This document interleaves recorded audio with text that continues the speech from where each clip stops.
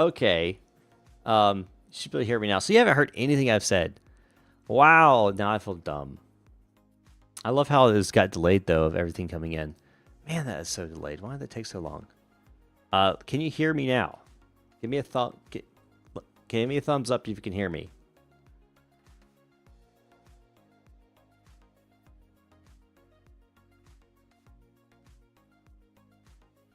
What? Wonder how long that... Okay, there we go. Fantastic. All right. Anyway. So what I was saying was, first off, James, I was addressing what you said. You said, great, thanks for all you do in North Carolina. So I did 4 missions. I flew up there day 0, which the video's already out, flew up on Tuesday. Wednesday, I flew 2 missions, one in the morning, one in the afternoon. That's part 1 and part 2. Part 2 hasn't come out yet. I'll get that out at some point, probably tomorrow or Wednesday. It's a lot of editing. But anyway, Good Deeds Fishing, how's it going? Oh, Enrica and Flocala, thanks for coming along. Appreciate you dropping by. So I pushed about to Ashe County, Gatlinburg, and Greenville together. The 4 missions I flew with Operation Airdrop, I pushed about, I think it was 950 pounds, something like that. It was over 900 pounds, but it wasn't quite 1,000. But that's like a drop in the bucket of what Operation Airdrop did. I was very little part of that. Fixed wing wise, they pushed over 600,000 pounds of supplies, and over 700,000 pounds were pushed via truck. 22,000 pounds were flown by helicopter into remote areas, saved over 420 people, delivered over 650 Starlinks. I mean, Operation Airdrop itself, hold on.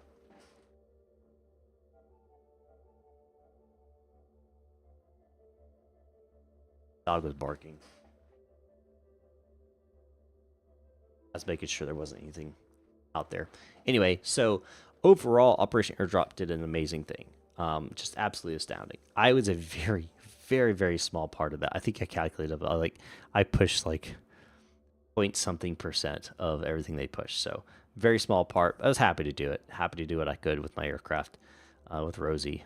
But anyway, so that's what I did with that, James. I wanted to address that. Anyway, Flocala prepping for Milton here. Where are you in Florida? Because if you're in that cone, you need to get out of there, man. Because that's gonna be a bad one. It's gonna be a bad one.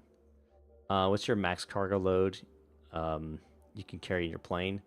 I can carry, so theoretically 300 pounds of cargo, including, and then plus me, plus full load of gas, full load of fuel. So full tanks, plus me and my gear, you know, my iPad and all that kind of stuff, and just the stuff I keep in my plane. I can take about 300 pounds. However, I don't like to push it to that. So the heaviest load I took was 260 pounds, I think. So, yeah. Yeah, Mike, VR, I mean, he got so busy with his job and everything, so I do miss him. I wish he'd jump back in and start streaming again. Yeah, if you're in Tampa, you'd be out of here. I don't even Ocala. I know it's central, but man, I think Ocala you're still gonna get hit pretty good. I'm gonna get hit pretty good. I was gonna say though, if you guys are new to VATSIM or you just want to jump on, if you're not new, you want to fly out of somewhere, fly in somewhere, hop on to Louisville. We would appreciate the activity. Yeah, if you want to do some VFR flights around the area, if you look at this map right here, so that's Louisville, and well, you can't see because it's not going to work. I can show you on my main map here. So Louisville's obviously right here, but you also have an airport here, here, here. You've got 2 right inside of here, here, here, here, here, here, here, here, here, here. There's tons of airports all over. So you can jump in a little Cessna or whatever and fly in, fly out, whatever you want to do. Mandatory mobile home evac, but we're in a block construction. I mean, your decision, man, but I'm telling you, if it was me, I'd be heading north. That's just me. After seeing what I saw in North Carolina, I wouldn't be taking a chance. But if you're confident, I mean, you're more experienced than I am with hurricanes. I live in Alabama, so not that experienced.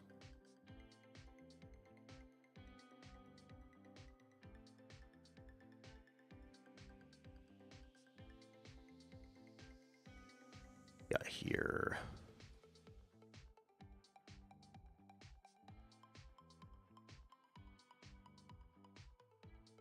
Yeah, flash floods are serious, and that was, a lot of people don't realize the flooding was really the bad part. You have the mountains, right? And so if you have mountains, and those mountains, all rains on the mountains, all that goes into the valleys, and then just washes through, and it just took everything out. Made these chocolate chip cookies.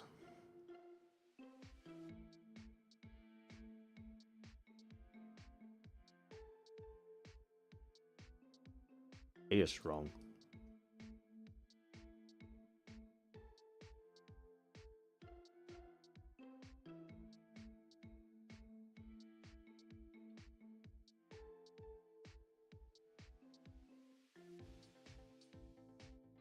We got United 224. It's flying overhead.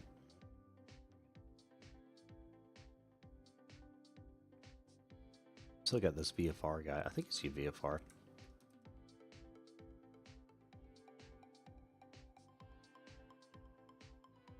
Oh, he's IFR. Yeah, man, it's pretty bad. Bad, that's for sure.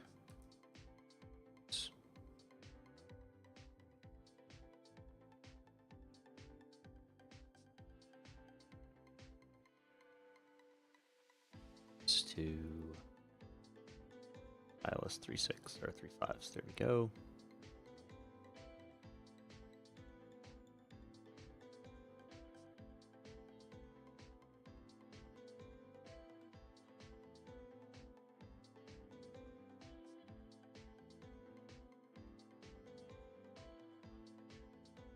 Yeah, man. I wouldn't be flying those things.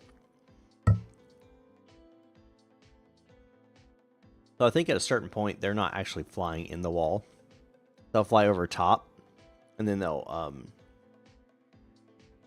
fly near, and then like drop sensors into the walls. I think I could be wrong on that, but I think there's a point where they don't fly through, because there's a point where your aircraft can't take the amount of stress that those things push out.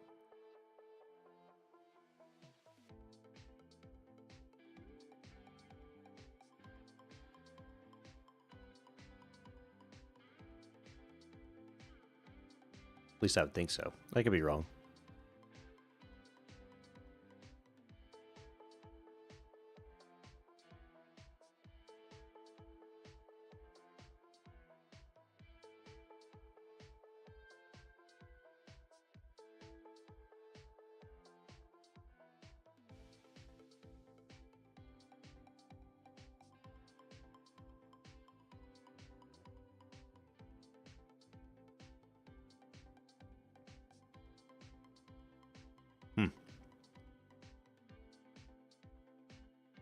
Out of that.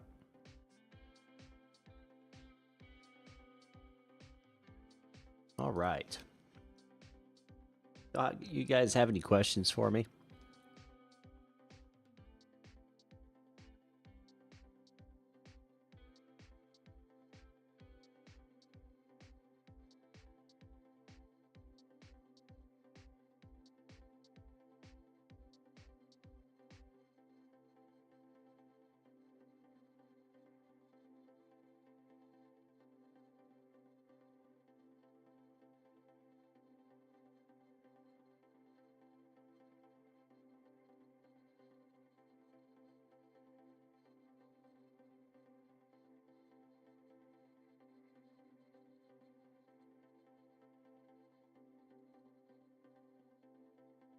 So life's lifing. Um, not as busy as I'd want to be on the business side, but it's giving me opportunities to do other stuff. Aircraft's good though. I mean, I just got a new transponder put in. I actually had to. Up $2,800 on that sucker. That hurt. That hurt a lot, but I had to have a Mode C transponder in my aircraft before I went into a Class Bravo airspace, which is what Charlotte is, which is where Concords, Unders, the whole thing, right? And my old one literally crapped out on me 2 weeks before the hurricane came through. And I was taking my time looking for a used one, no rush. And then the hurricane came through and the need arose, and I was like, oh crap, what can I do? So I actually drove up to Aircraft Spruce up in Atlanta and physically got it from them, which normally you just have it shipped. But physically got everything from them. And my mechanic and I installed it on Tuesday. And then I flew it. I went up, tested it, make sure ATC could see me, my altitude and everything. And then I flew to North Carolina directly from my mechanic shop. Looks like UPS 1322 is on the ground. That's good.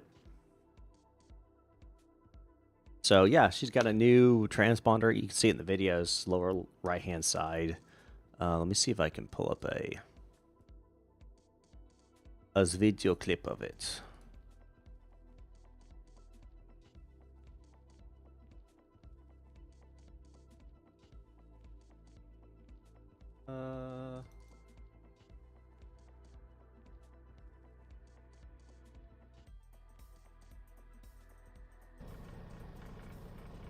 Here we go.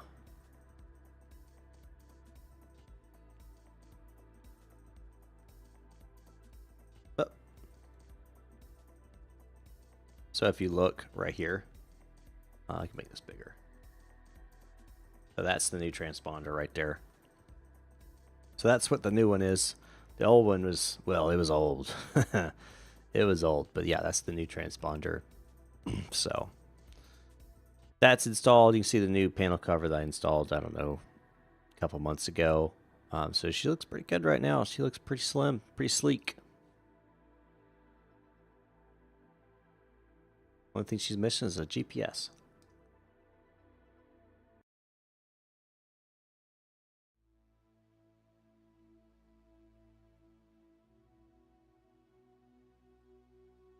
Those be expensive.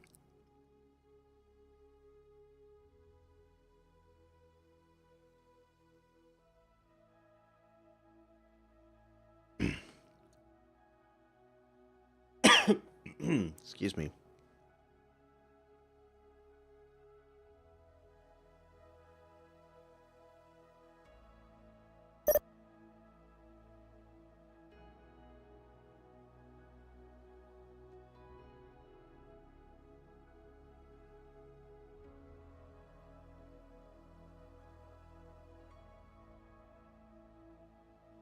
Yeah, so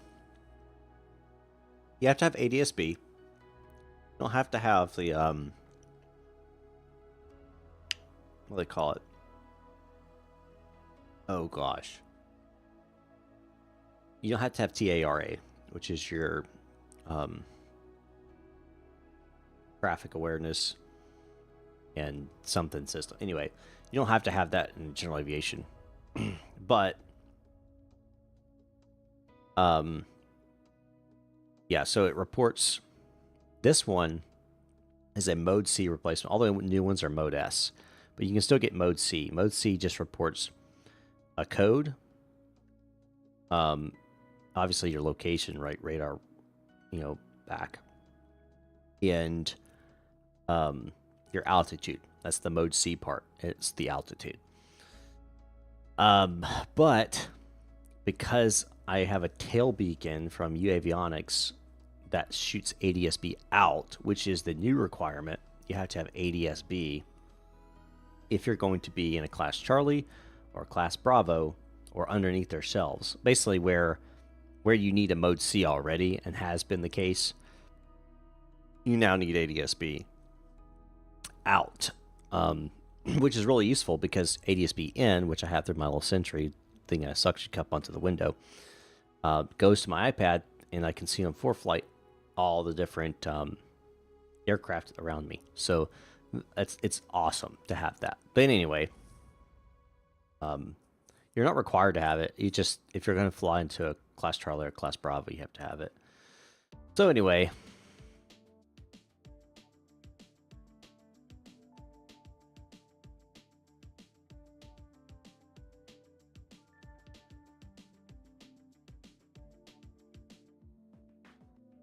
technically this guy went in my airspace, but actually no, he didn't. No, he didn't. This little square, this little area right here, I just control surface to 6,000. But on this side, I control surface to 13,000. So he's actually fine. He's good. Now this guy,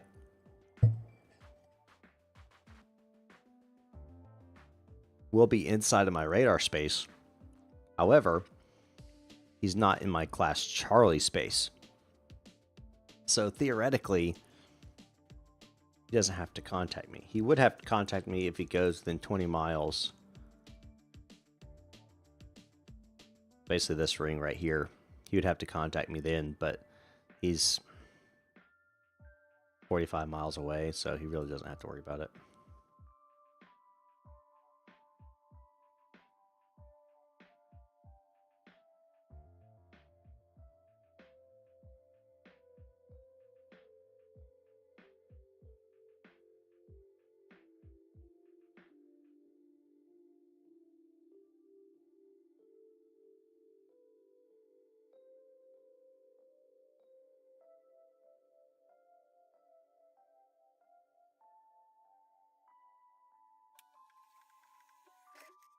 Oh, it's got a V strip.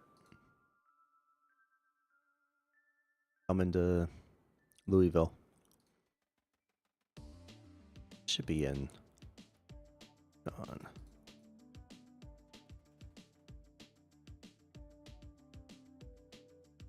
Howdy ho.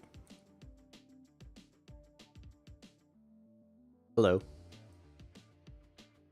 You guys can't hear who I'm talking to. That's by design. I'm not allowed to let you hear the internal communications of the air traffic controllers. So if for some reason you are hearing them, please let me know. You're not supposed to. And I have it set where you shouldn't be able to.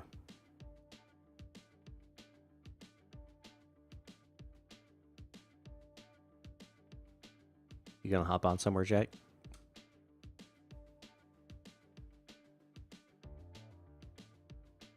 Ah.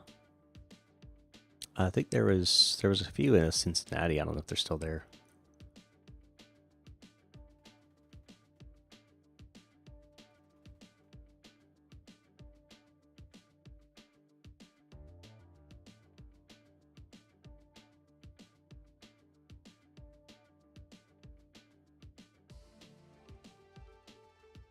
Happens.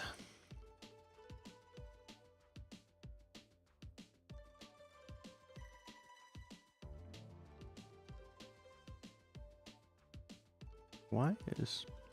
Oh. He'll contact me for... Never mind. Alright, so I like to get ahead of aircraft. So I've got this UPS guy right here. You can see him on here. So I'm going to be taxiing him to runway 35 left.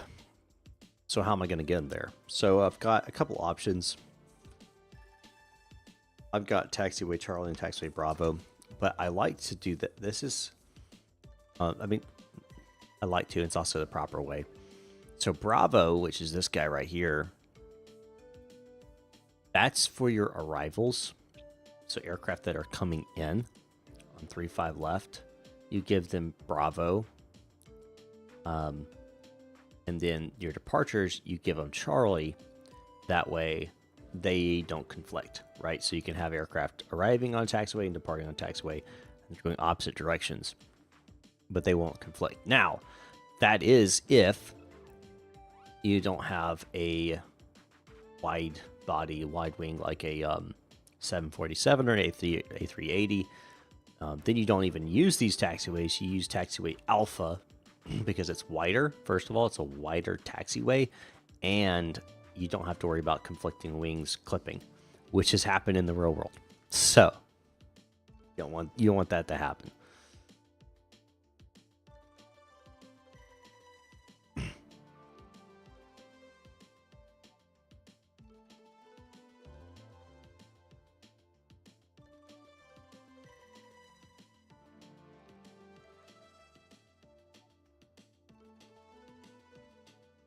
Experience is a good thing for you.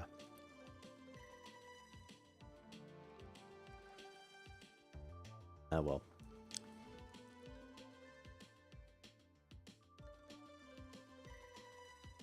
35 left.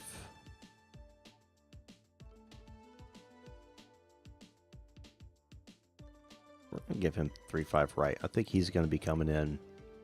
Can't see that. Maybe I should show you guys this too. Let's see, let me add up a new window here. What the crap are we listening to? I can fix that. Hold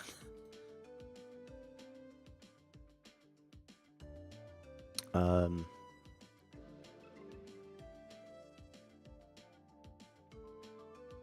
Looking for...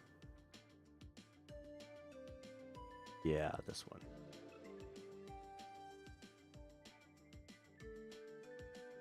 And I'm running out of room to put things. Let me see if I can't.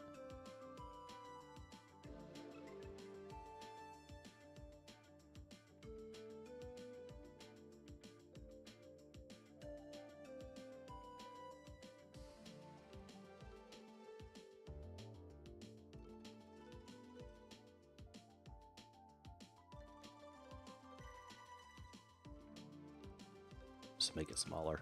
That's what I'll do. Okay, so anyway, so this guy right here, he's coming in, and it looks like he's a Citation, so I'm expecting he's going to be a business jet. So I'm pre-planning, guys. So this is all about pre-planning. So I'm expecting he's going to come in, and he's going to want to land, go to the FBO. The FBO is right here. So give him 3.5 right, and that way he can just literally taxi down here and take Echo 4 straight to the FBO. When, you know, if I had like a UPS coming in, which this is a departure, this is an arrival actually, I'll throw it over there. Then you give him 3.5 left because of distance. When Tomlinson, not always, there are exceptions that could occur, but in most cases, that's going to be the way things run. And if you think about it, it makes sense because you don't want to have an arrival having to cross over a taxiway that departures are using, right? Because then you have a conflict. The whole thing you want to try to do with taxiing, with takeoffs, with radar control is deconflict. You want to keep everybody separate, if you can, from having some sort of a conflict point. And every single point that these intersect is a conflict point. So if you can deconflict before it even happens, then it alleviates your workload, which when you get really busy really matters. So I hope that makes sense to you. But yeah, here in Louisville, since we have UPS here, 747s are a UPS aircraft. We give them Alpha, which is this guy. We can taxi them on this runway. And then we can give them, I think it's Delta, yeah, Delta as well, to here. We can't give them all the way to here. Yeah, and we can also give them Gulf as well.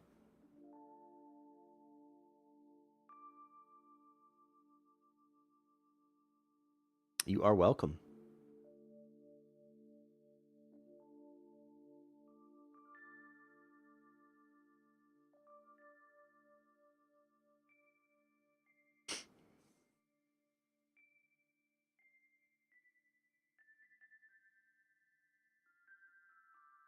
I don't have up, hold on,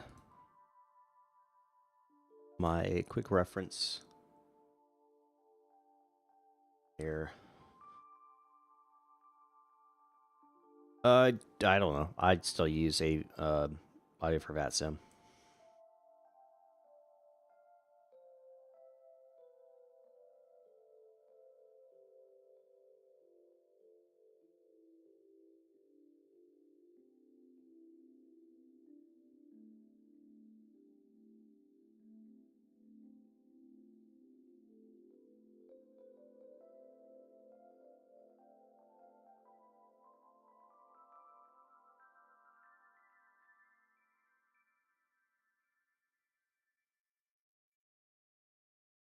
Anybody else have any questions?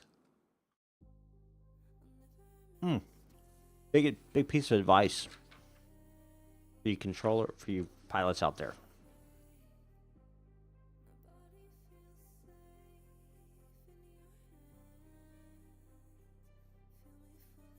Have an airport diagram. I keep it literally right here on my desk, so I can reference it. This is an updated version I printed off last week.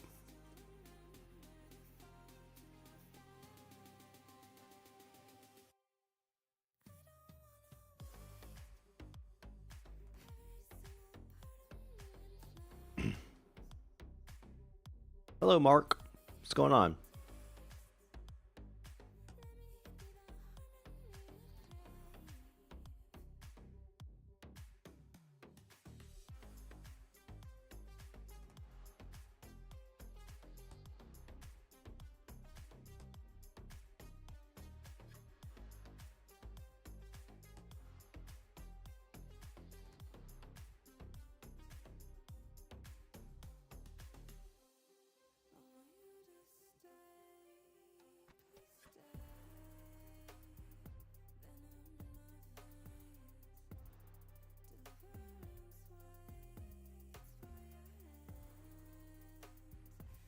Check something on Discord.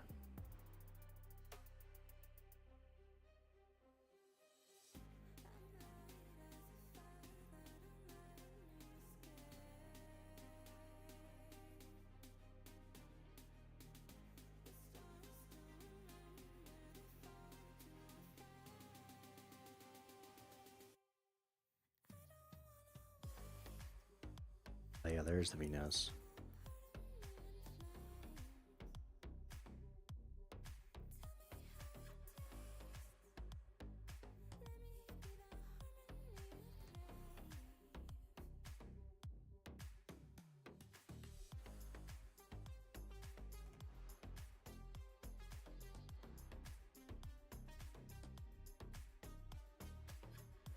It's cool. So CRC, which is this program that we use for controllers. Right now you have audio for VATSIM, which is this guy right here, which I have kind of overlaid.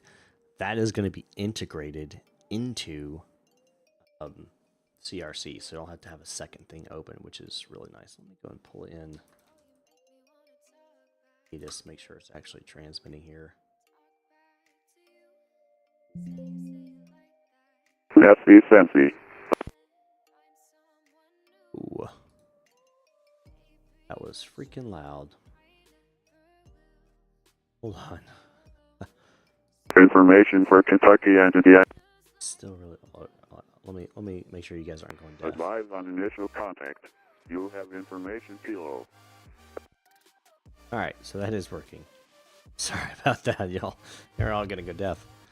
Blue dots represent aircraft. Yes, they do. So this right here is November 645 Tango Bravo. This is United 2416, FedEx 1202. But notice that they're blue. So when I am actually controlling one, so I've radar identified them, and I take control of them, then they turn white. Hey, Beach. Hey, you're welcome. I'm a real world pilot too, so yeah, that's one of the things I wanted to. So I actually used this as a tool to learn from the ATC perspective. So when I went and flew, I knew kind of like what to expect. So like I know PTAC, which is position, turn, altitude, and clearance, right? So if you're flying an instrument approach, you say you are 10 miles from Rory, turn left heading 030, maintain 3000 till established locally cleared, ILS 17 left, right, or whatever. So like your position, how far you are away from the turn they're going to give you, the altitude restriction they're going to give you, and then the clearance for the approach. PTAC, the acronym. I learned that in here as a controller before I experienced that as a pilot. So it could absolutely be an asset. But yeah, I fly a Cherokee 140 named Rosie. She's all white with blue lettering. I was a real unofficial co-pilot with my father. Now I understand that my wife's kind of the same thing, right? She's not an actual pilot, but she's all she's flying with me. She's in the right seat, so theoretically she's in the co-pilot seat. It is a lot of fun, yeah. She is a lot of fun.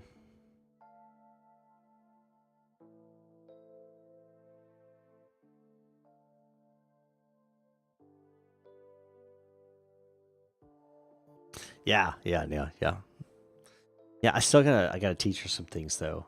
I need to get her some basic competency for like radios and basic pilotage skills in case I like croak over, which happened. If you guys don't know, on Friday, it's a Friday or Thursday, a King Air husband and a wife were flying on autopilot. Husband has a heart attack. Wife tries to do CPR and resuscitate him on the aircraft, is unsuccessful, gets into the pilot seat and lands the King Air. The only reason she knew how to land the thing was because she had flown with him so much and knew the procedures that he did to land it, and then had someone walking her through exactly what to do. So I want my wife that if I ever had a heart attack or some other medical emergency, unconscious, whatever, to be able to land the aircraft. It doesn't have to be great, it doesn't have to be a good landing, but safely, right? So that's kind of the goal. Father did the work, I flew.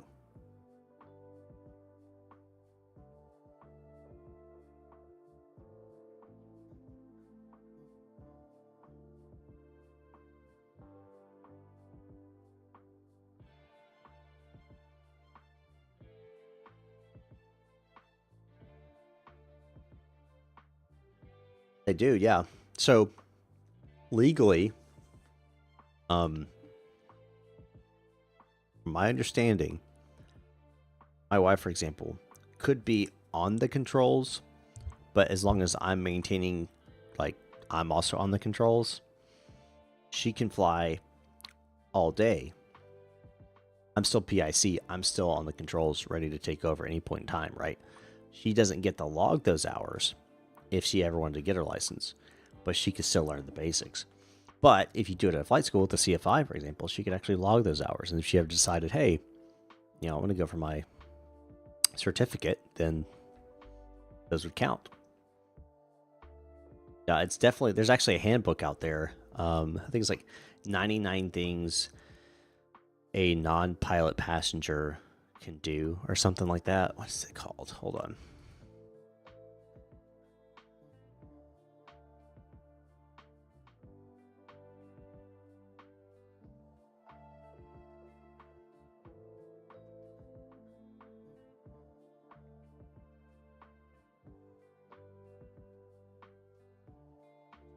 What is that called?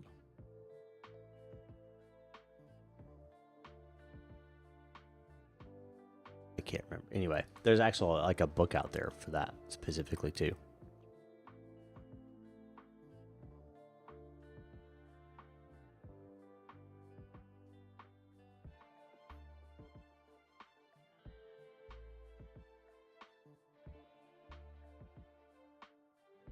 Yes, yeah, this like the Garmin has one.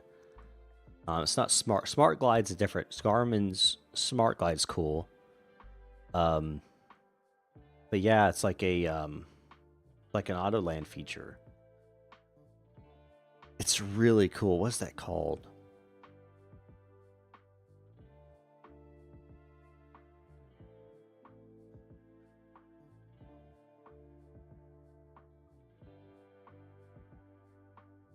Garmin Autoland. That's just what it's called. Garmin Autoland. Yeah, it's like so you like flip up a thing and you press it, and it turns on the autopilot, the Garmin autopilot that's going to take over the aircraft and will land the dadgum plane without you having to do anything. It actually walks you through things like, so when she starts, it's like, tuning the local ATC, frequency or local, use the button to communicate, you get to talk. It's phenomenal.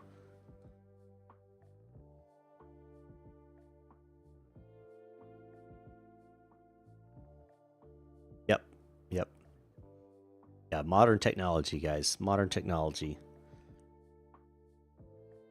But mine's a 1968 Cherokee 140 without even a GPS, so, you know. I don't have the modern technology. The most modern thing I have is that transponder I installed.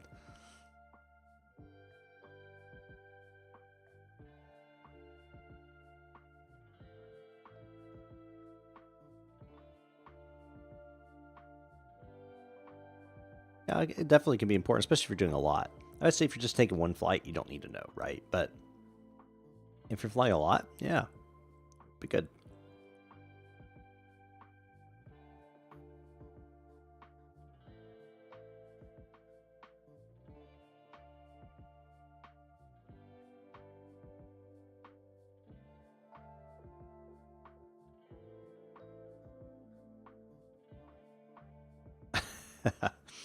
But having a GPS is nice, right?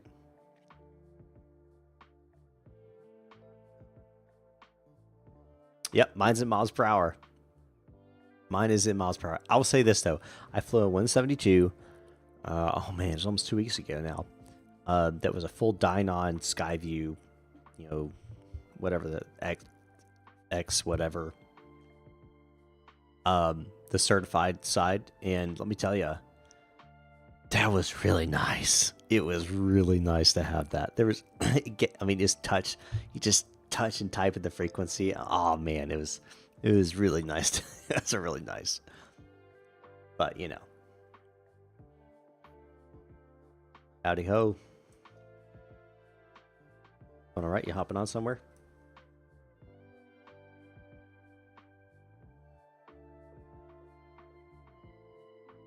You'd be welcome to.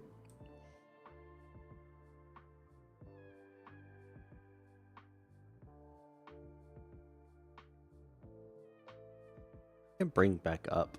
Let me bring up a picture of my aircraft.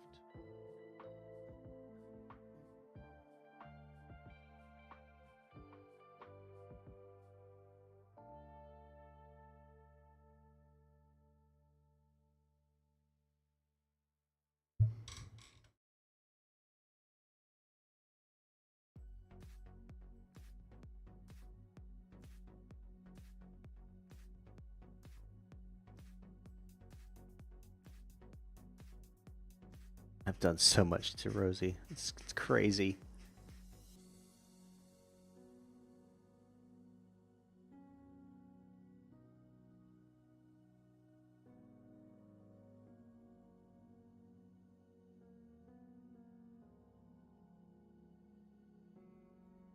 I still have to put together the video of us painting the thing.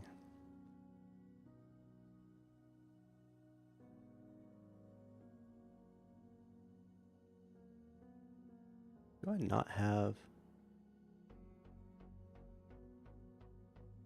Huh.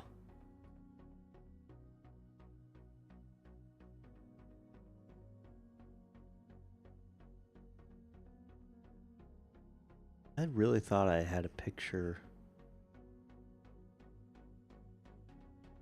that shows... Well, this is kind of a cool video, but that's not for...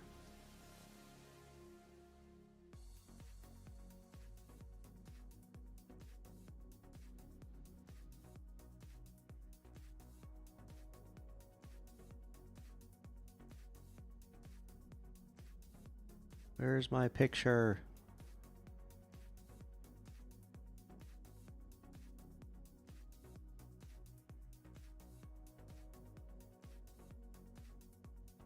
There we go. I'm close. Oh, here it is. There she is. That's my plane.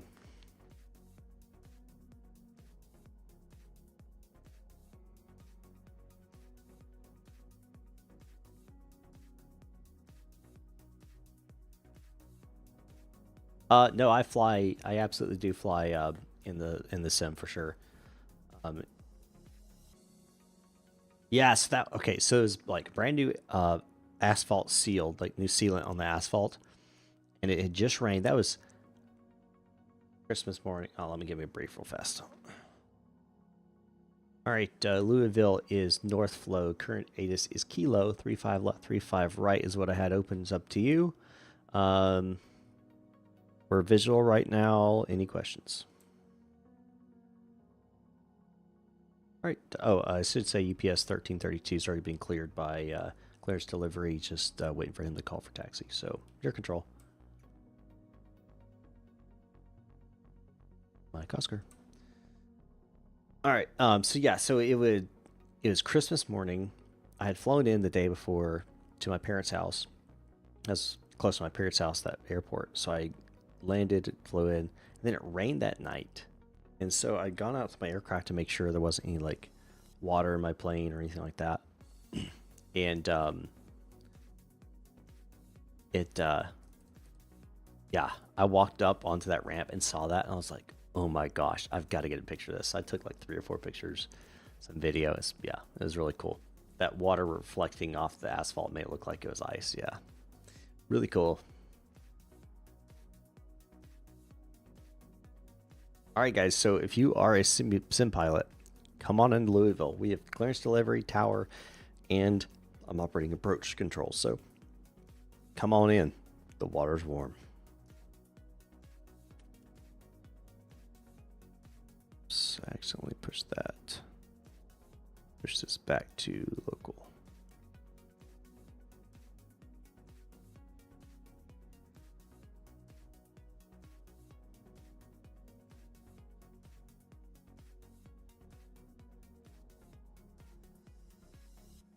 It was, oh yeah, so I do flight simulation. Yeah, that's actually how I kind of got my name in YouTube, as flight simulation for tutorials, specifically with the Zebo. So that's kind of been, what is that?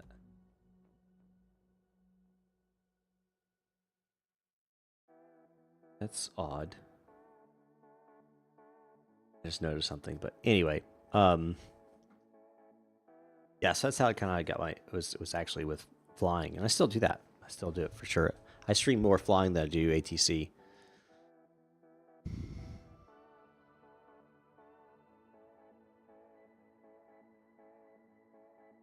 Up, UPS is pushing back. Won't be long now.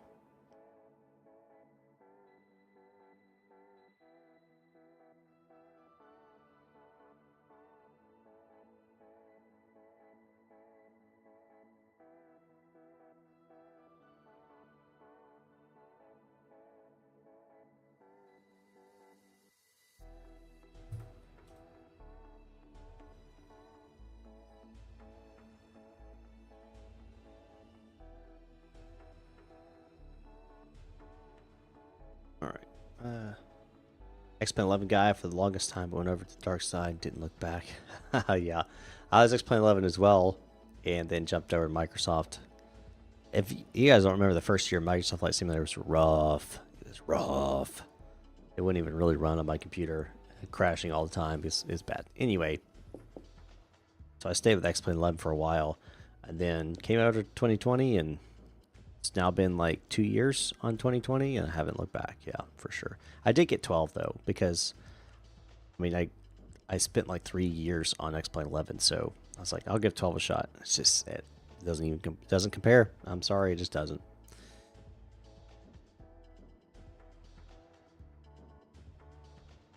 $747-100. Oh, wow.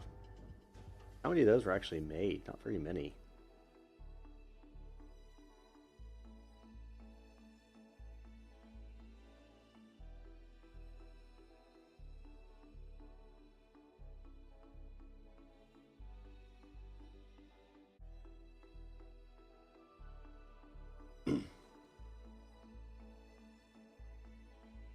Bro.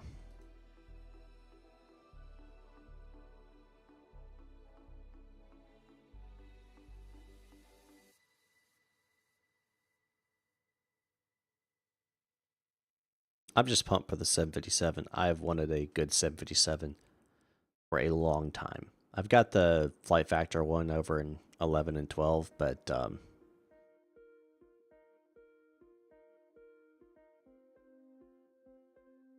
Yeah, they need to get the satellite terrain, that's for sure.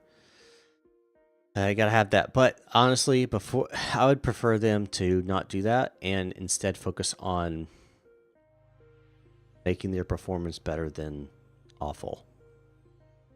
I mean, it's just it performs poorly.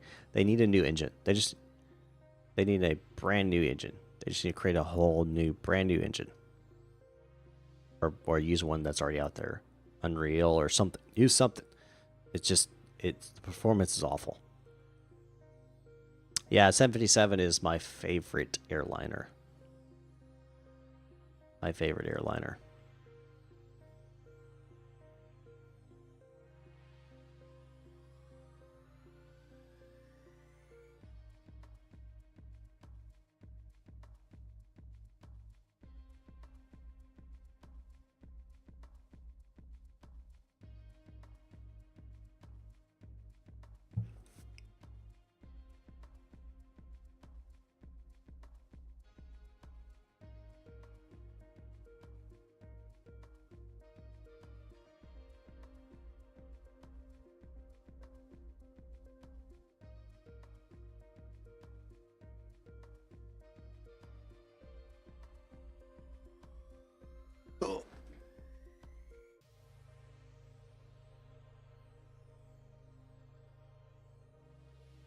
Cloud computing is the future of the Sims. Yeah, I mean it is, because you can offload that and just stream it over.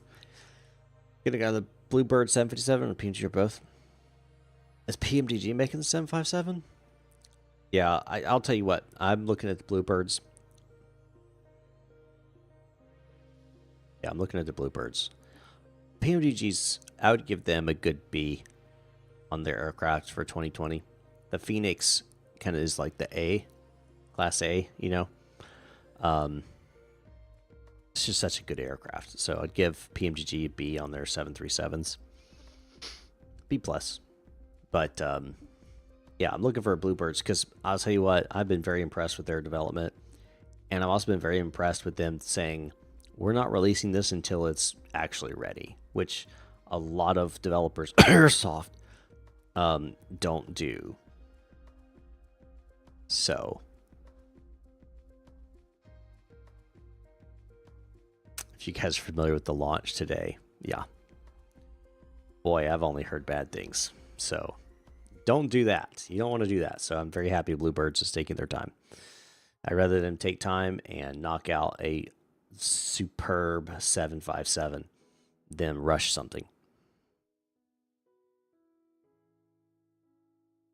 You were here yesterday, Spike Flies, like in real life or like in the sim?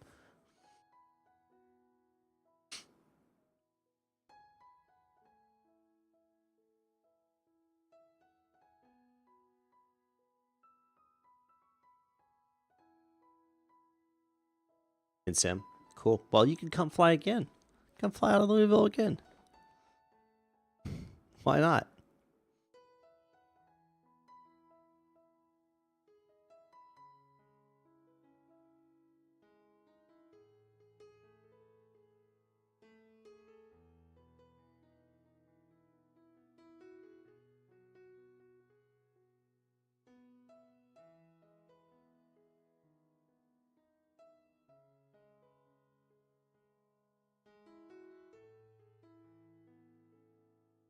Wonder if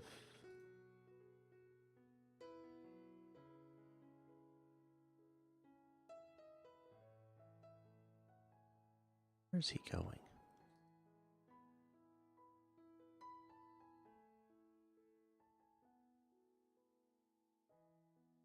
Oh, Jacksonville. Okay, that makes sense. I was like, his departure, that's weird.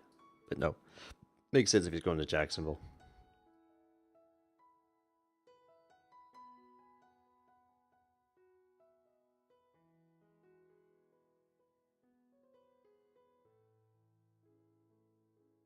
Boss, I just have something wrong with my VATSIM and can never seem to find the issue. What do you mean? What's wrong with it? What's wrong with your VATSIM? Blooper 70 sounds awesome. Boris is sound wizard. I'm looking for the 767 as well. You know what? 767 will be a fun one to fly as well. You are correct. But yeah, 757 first. That's just, I love that jet. Love that jet. I flew on that jet when I was like 5, and I was like, "Ooh, this is really cool." And then as I've only gotten more and more appreciative as I gotten older. I know a guy who flies the 757 today, and it's like pilots who fly the 757 don't want to fly anything else. They freaking love that jet.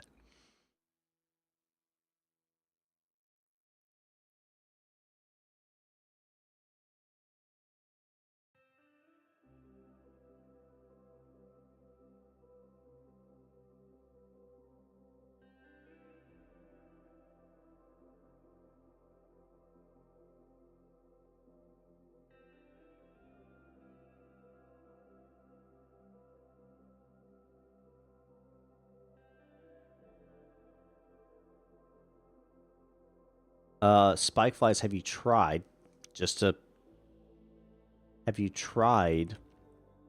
running your vPilot as an administrator?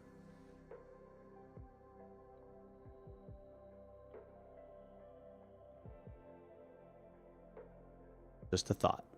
I don't know if it's going to do anything, but just a thought. Another thing you could try is in your task manager, prioritizing that thing. So you can go in here, let's say, want a CRC to be prioritized. You can actually give them, let's see, how do you do that? I did it before. It's under...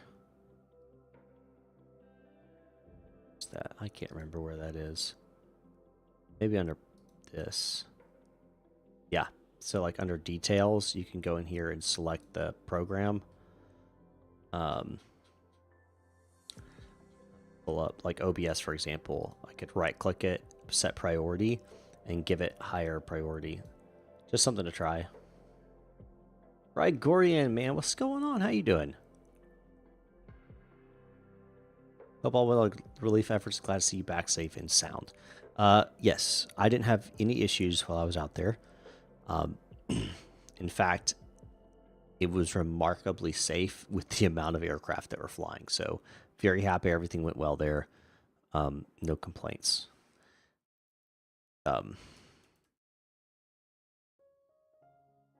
Yeah, so I got videos coming out. I already have 2 out right now about it. I'll have at least 3 more coming. Golly, it's so much editing.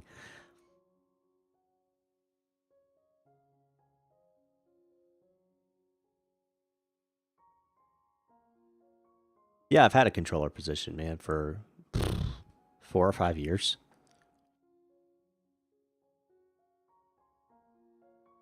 Roger, low UPS 1322, passing 2,400. UPS 1322, Louisville departure, radar contact. Climb and maintain 13,000 and clear direct peanut.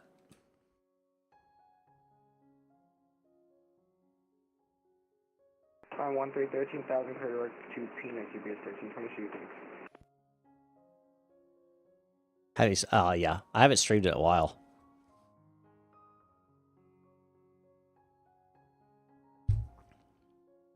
That's for sure. Give me a route. Let me see if I can possibly do it. Do a short hop from Louisville to do something from like Louisville to Cincinnati. That's like if you depends on what aircraft you're gonna fly. That's a pretty short hop. Things are going well here. Take a look at took a look at your website for your company. I've got to say it looks pretty good. Well, thank you, Gordon. I appreciate that. I do appreciate that.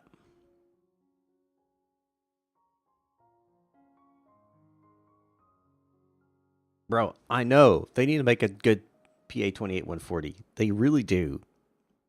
No one seems to want to jump on board and do that. If I knew anything about 3D modeling and programming in VATSIM or whatever they call it, I would jump on top of that and do like a whole Phoenix project for 140. But boom. See spike flies. I know things. Run it in admin. That's what I said, Rigorian. That's what I said. I was like, try running it in administrator, see if that does it. Because he was talking about when it's not forefront, it causes problem.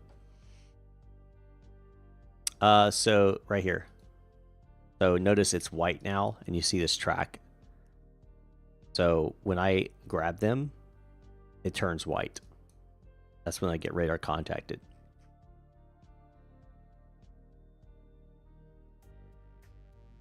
So non-tracked targets are these blue with the asterisks in it and the altitudes. Tracked ones are white.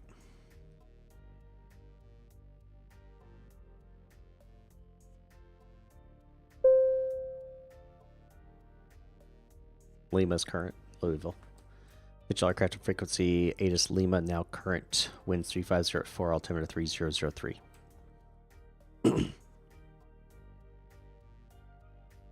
Boom. See? Rigorians know what I was talking about.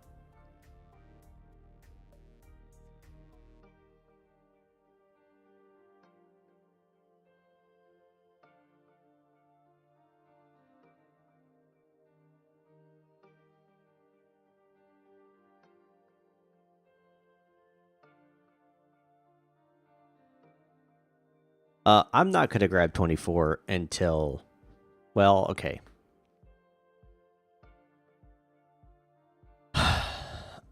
So, I'm not pre-ordering it, but I will get it the day it releases. And I will also do a live stream on it the day it releases, because I'm a streamer, I'm a content creator, and if I didn't, I would be behind the curve of every other content creator out there, so I kind of have to. But will I use it as much as I use 2020 if there's a bunch of problems? No, I'll wait. But I'll have to get it when it comes out. It's just kind of what I have to do. All right, let me do this real fast. UPS 1322, you're leaving my airspace. Frequency change approved. Have a good flight. I'm over going UPS 1322. All right. He's out of my airspace at 13,000 feet, so we terminate the contact on him.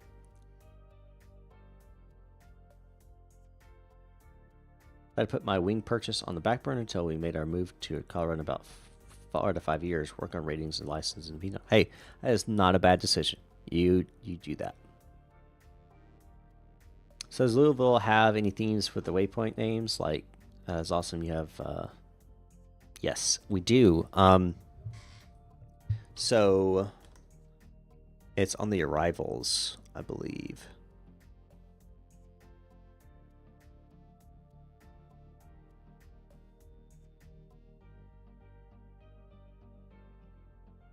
Which ones is it? There's several ones that reference. Of course, they're all new, so I gotta. Cybele, Agile, Kung Fu, Share, Supper, G-Day. There's one that has, or did, I don't know if it does with the new arrivals, reference church, like horse racing, Churchill Downs, stuff like that. Out of, let's see what we got here.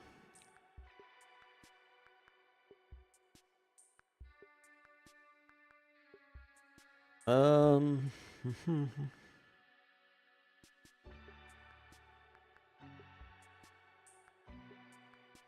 trying to find one that's short.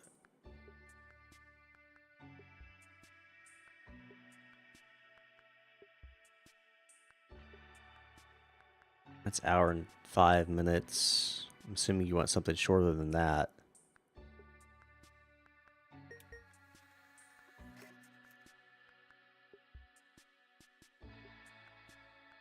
You could do Louisville to Atlanta. That's 59 minutes.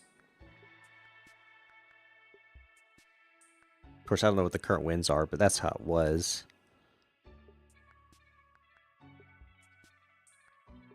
You could do that, or you could do Louisville to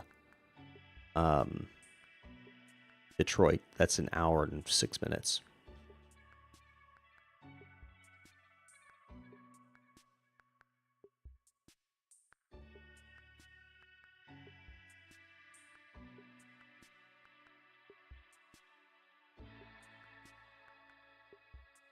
But if you're, I mean, it depends on what you're going to fly, right? If you don't want to fly an airliner, if you want to fly just like a, you could do like a puddle jumper flight, like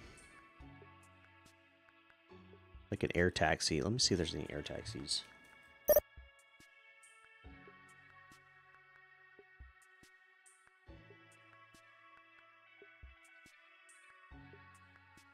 There are aircraft charters out of Louisville.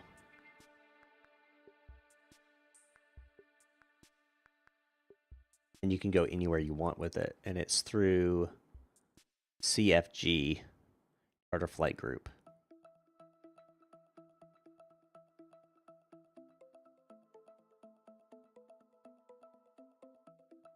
Paramount Business Jets does charter flights out of there too.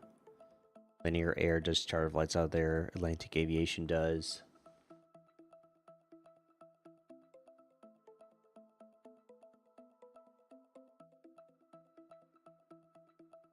Yeah, you can just do a hop over to Indy and then back. Do it like a charter jet or something. That'd be pretty short. That'd work out for you.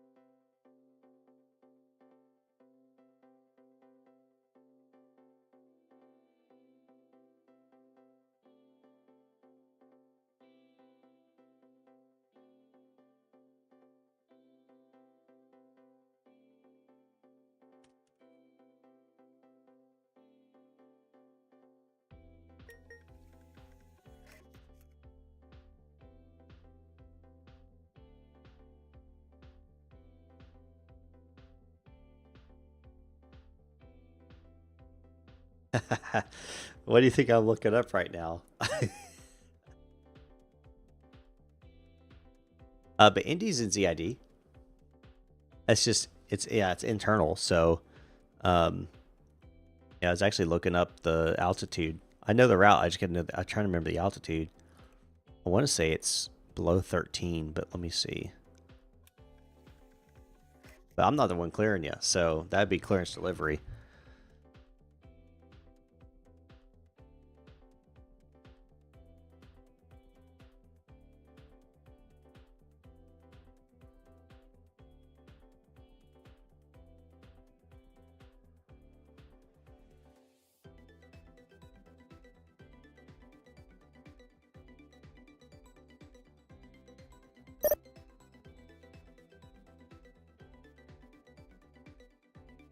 Here we go.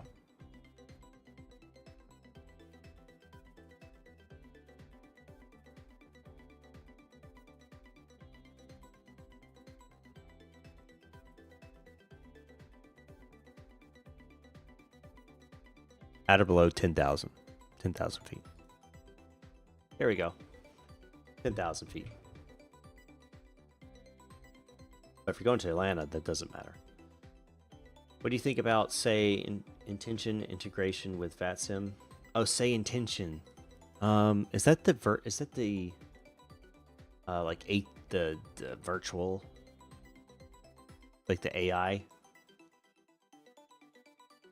I don't know. I like what they're doing with the text side.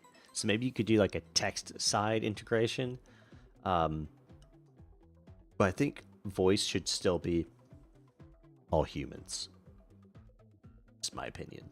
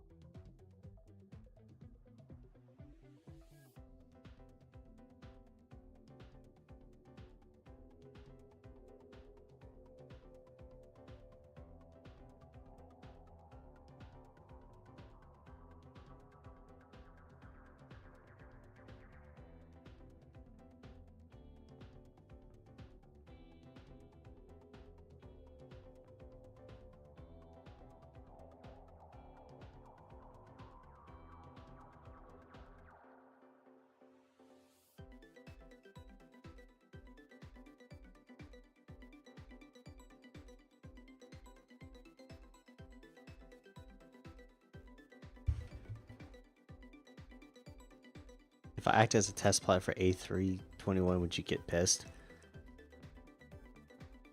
What do you mean by test pilot? Oh, I would say I wouldn't get pissed. I just don't think that would. It's just not realistic out of Louisville. If that makes sense. You may see that out of something like Mobile, where they have the A320, manufacturing.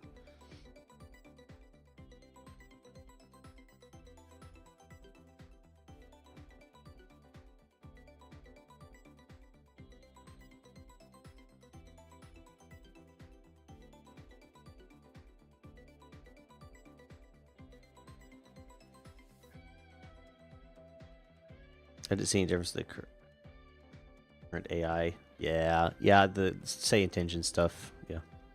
Thank you. You watching me? Yeah, the say intentions is, I mean, it's integrated into that. I just don't know if it's supposedly better, but I mean, I don't have it, so I couldn't tell you. Yeah, CBDLC and streamline text for those text flyers. Yeah, I agree. I agree.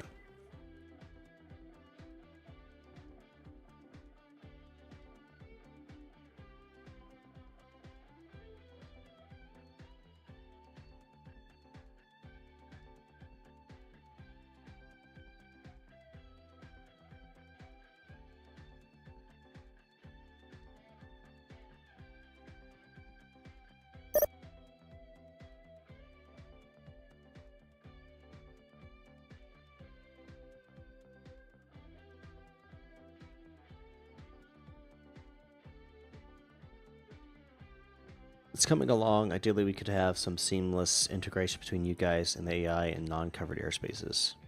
Yeah, and that's what we're seeing that already, where they're integrating the auto ATC into the larger airports, giving you like the descent instructions. Obviously, they're not controlling you like super closely, but they're giving you discrete squawk code and like descent instructions and stuff like that, which is, great because it helps. It does help.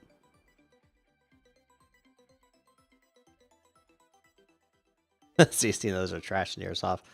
Ooh, I made what they did with the Icon aircraft, the Twin Otter. Did they? I didn't know they produced a Twin Otter.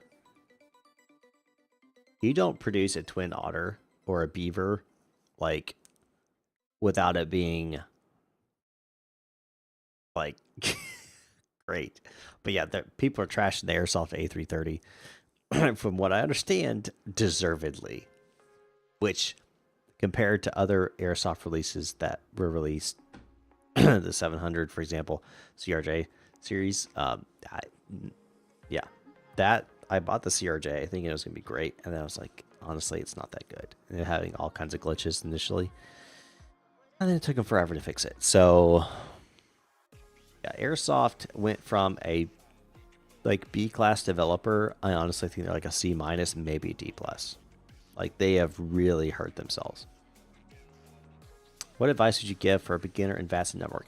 The first advice I would give you, and thanks for asking this question because now I can self-promote myself. Wrong channel. We all do it. Oh man, sometimes we're transmitting accidentally internally instead of on the radio.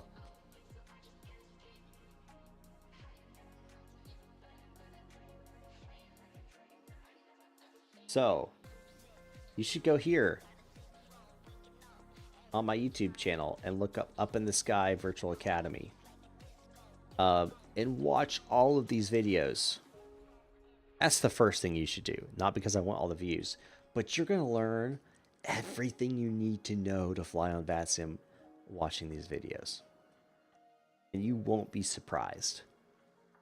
So, go watch all these videos. And it may seem like a lot, but once you watch them, then this is the advice I'd give you. Once you watch all those videos, go sit in an airport with an aircraft and just put in your remark section that you're just observing, and listen to the ATC as they talk and how they're giving clearances. Listen to live ATC, real ATC. Listen to real, like, liveatc.net or whatever it is. Listen to clearances. Listen to ground. Listen to departures and arrivals. Louisville approach, November 4 Echo Mike. November 4 Echo Mike, Louisville approach. Go ahead. Evening, November 4 Echo Mike is type Piper M500 turboprop. I am on the apron at Capital City. We're going to be taking off here in a minute, and we'd like flight following to Louisville. November 4 Echo Mike, give me the airport identifier. Yes, sir. It is Kilo Fox Tango, Capital City Airport. Yeah, that's right. And November 4 Echo Mike, you're outside of my airspace. That would normally be Indianapolis Lexington approach. So just give me a call when you're closer in, and I'll get you flight following coming in. Oh, sorry about that. I'm misreading the map. Yes, sir. We'll contact you in the air. No worries. It's like, yeah, I don't see him. I don't see him at all. That's why. That's why. Yeah, that's over. That's what I was like. I don't also, yeah. That's over in, yeah. So like if you, okay. So here, for example, FFT. Find. So that's the airport that he's sitting at, which is right outside. You can see my airspace is right here. So once he's up, then, head this way. I'll be able to grab him. But he's outside my airspace right now. TRJ, just left, and now the 330 is dead. Yeah. Yeah. Airsoft made an awesome beaver way back then. Now I wouldn't give them the time of day. Yeah, I know, that's what I'm saying. Like, they went from, kind of like on par with like PMDG, and now they're like a C-, maybe a D+ developer, like in my rating system. So, yeah, they kind of shot themselves in the foot.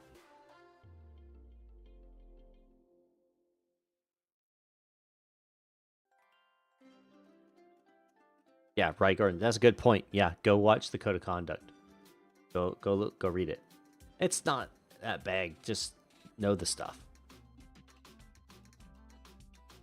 All right, my coffee. Thanks for watching, and you can just keep it lurking. I'd appreciate it. But go make the dinner and have fun. I had a homemade hamburger helper.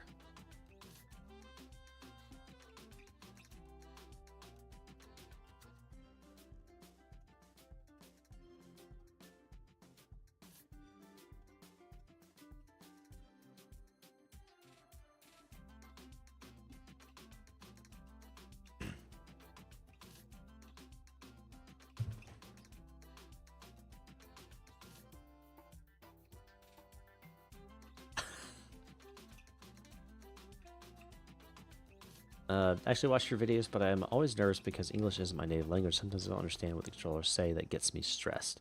That I understand. So with that, I would say put in your remarks English, second language or something like that, so that we can see, that you're not a native English speaker. And because of that, we'll actually make sure that we slow down what we say. And we also will get angry with you if you say again, If they do, they shouldn't. Controllers shouldn't get angry. So, yeah. But yeah, you can hop on this network tonight and fly out, and I'll be sure to make sure everybody's all nice for you. They did make some changes recently. You're right, Gordon. They did. Some good changes, I think.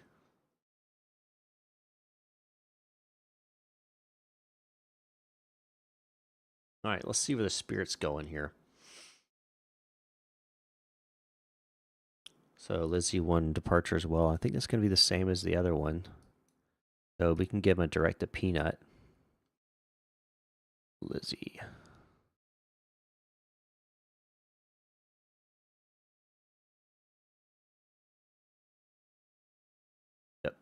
and give him direct to Peanut.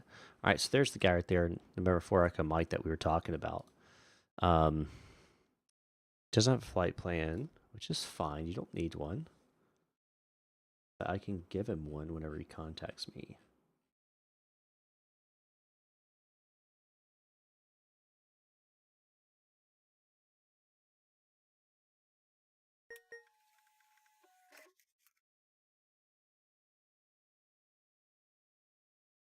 Yeah, don't make your first flight into a busy airport. That's a good point, too.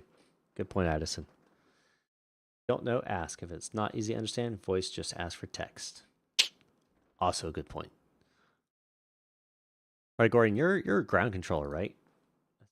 Are you tower now? I can't remember if you're S2.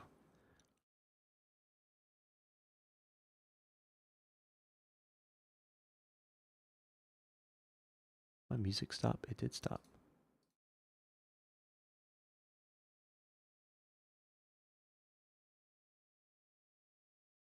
Power. Yeah. Cool. Auto flight from Louisville to Atlanta. Prepare to control me. Can you be controlled? That's the question. I see you, though. I see your flight. 700-hour S2. Hey, that means you're really good at it, right?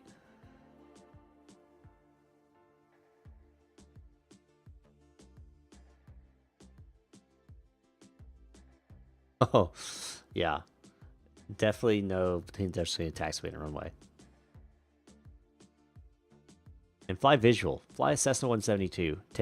Don't jump into a big airliner. Jump into a 172 and fly that thing around. You know, practice VFR flying, learn the basics of that, then get into IFR, and then jump into the jets and stuff. I know it may seem like a long process, but it's better that way. Captain Crystal, what's going on? Good to see you.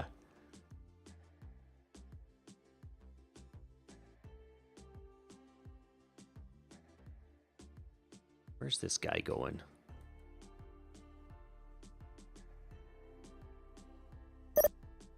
Spoiler. Let's see.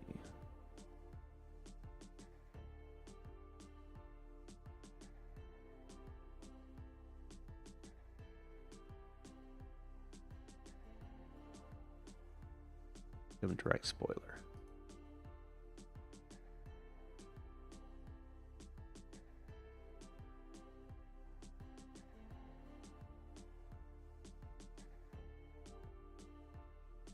Yeah, we've got folks on. We don't have anyone. Cessna 6561 Foxtrot around right traffic for runway 35 right. November 6561 Foxtrot. I do not have you on radar as your transponder on squawking mode, Charlie VFR.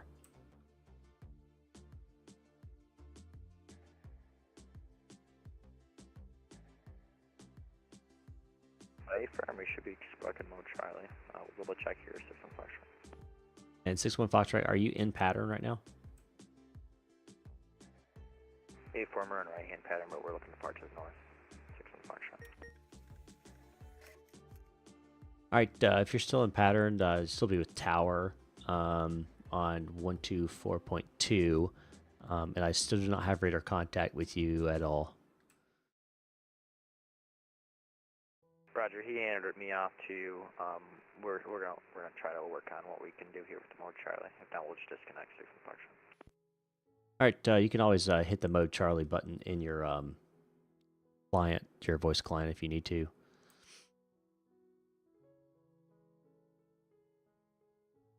Yeah, I'm not seeing him on radar.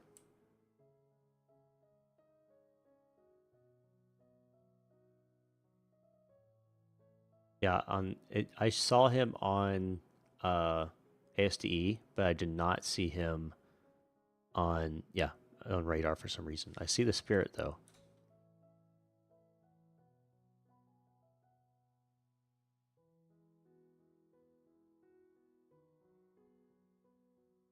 We do not have ground align. We got clearance delivery and tower.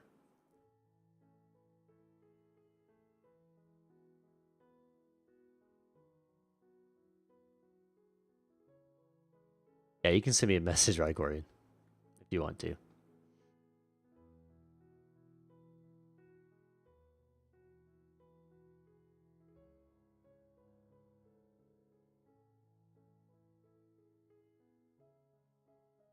TRACON, good evening. Spirit Wings 494, 2,500, aiming for 340.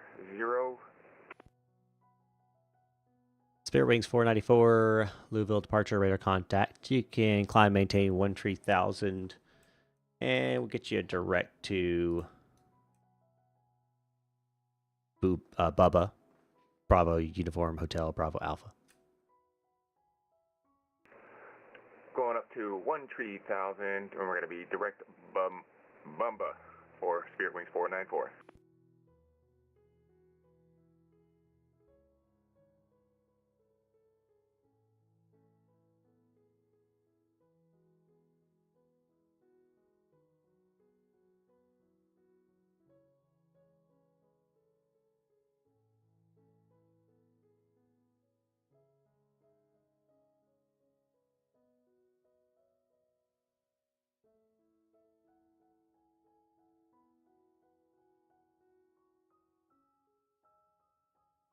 All right.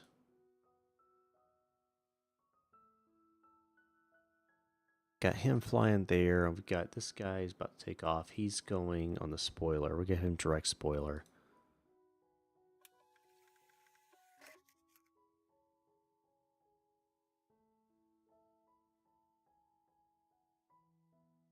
That should be still, yeah, number 4 Echo Mike. Hours go by with 152, 730, 140, 151, PA 38, 14 years, still in flight jets. That's no big deal. So who saw the absolute crazy college ball this week? I watched the half a third, and the end of and the fourth quarter of the Alabama Vanderbilt game. My entire family is Alabama fans, and I used to be, and I still am. I mean, I still pull for him, but honestly, in that game, I was kind of pulling for Vandy just because of like, what a freaking historic moment, you know? First time in 60 years taking down a #1 team. Vandy's always the awful team in the conference, but here they are, you know? I don't know. There's just something cool about it.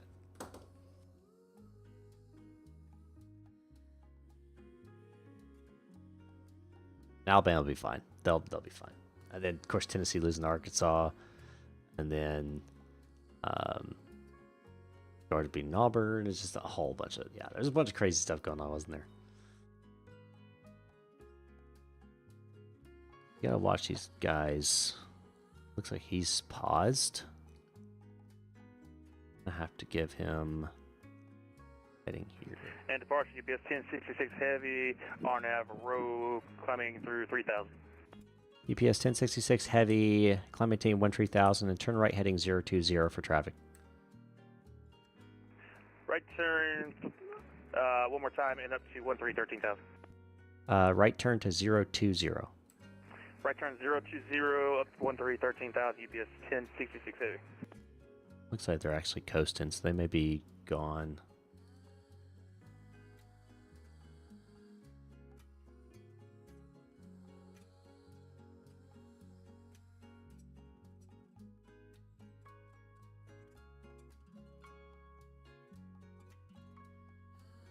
Yep, they're gone. NEPS 1066 Heavy, traffic's no longer a factor. You cleared direct spoiler.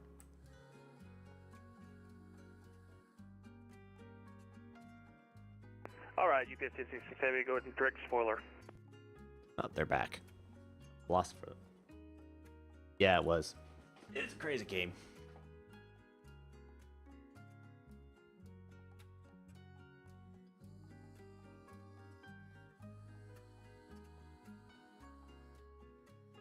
Roger.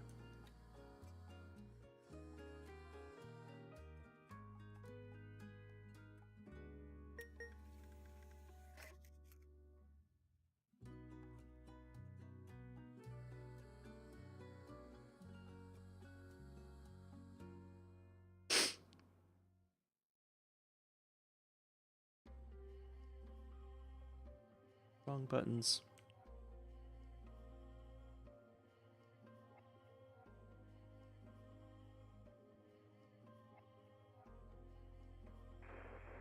Good evening, TRACON, Spirit Wings 494. Sorry about that. One of the passengers decided to turn on their phone while in flying.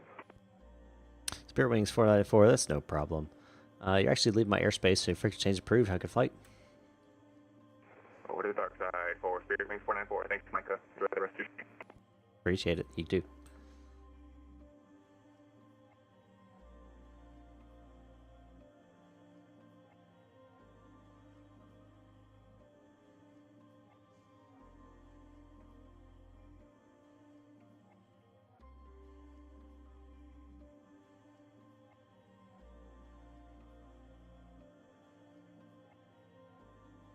You're welcome, man. Happy to do it for you.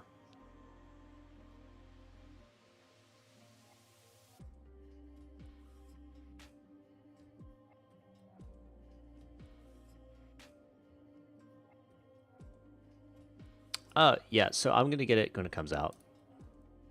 It's because I'm a content creator, so I'm gonna have to. It's part of it, right? So I'm gonna get it when it comes out, and then it happens, Michael. It happens. Trust me, it's happened to me too. It's no worries.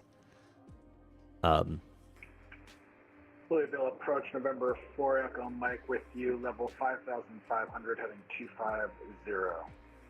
Type Piper Meridian M500.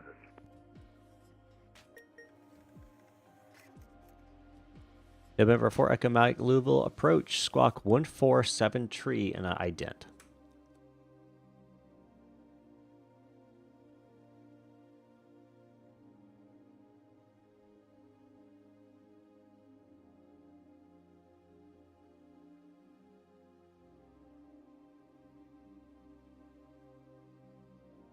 UPS 1066 heavy, you're leaving my airspace, frequency change approved. Hug of flight. Going over to the dark side, UPS 1066 heavy, see you.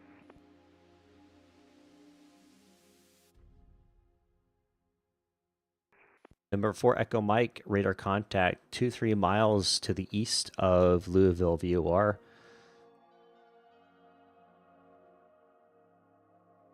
And 4 Echo Mike, are you wanting flight following somewhere, or are you coming into Louisville?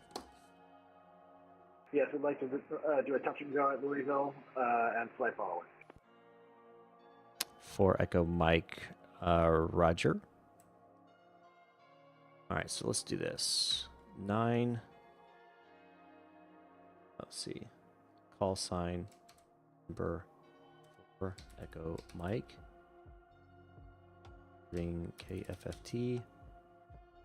R E AT 46T Golf 5. Ah, it didn't work. It's a formatting issue. I will just do it the old-fashioned way.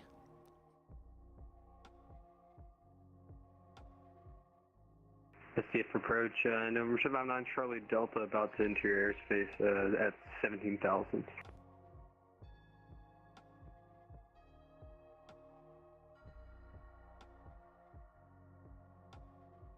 And number 759er Charlie Delta, Louisville approach.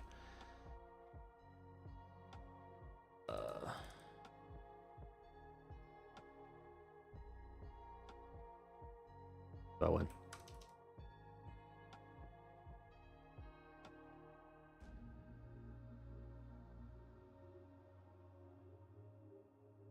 Who the heck?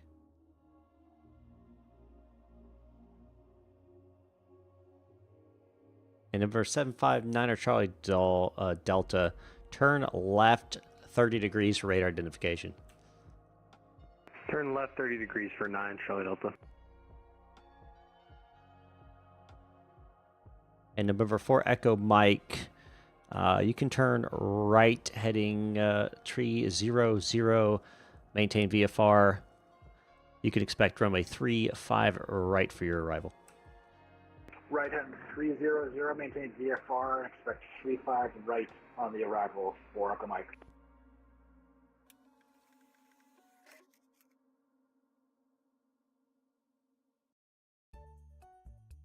Oh, there he is. I can't freaking...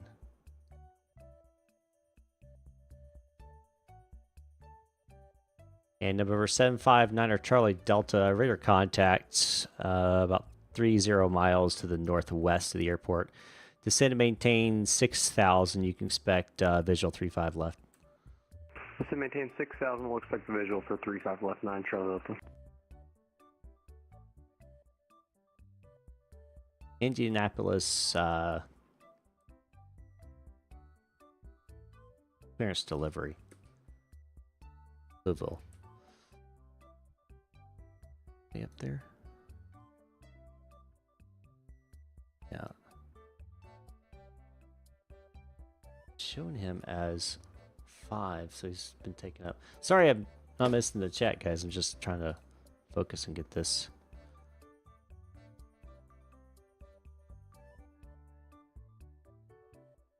Did you radar contact 9 Charlie Delta? Yeah, because I'm showing it having under your control right now. I can't grab it.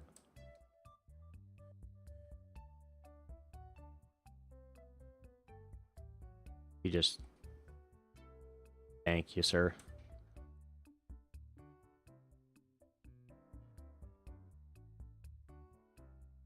Alrighty, there we go.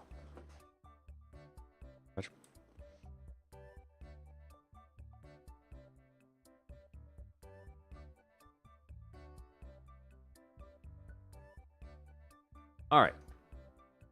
Day 1A. Yeah, this contract is basically a must. Yeah, I've got a 16K driveway crane. Oof. Oh, man. Oh, man, that's a lot of money, man. I do not envy you on that. My goodness.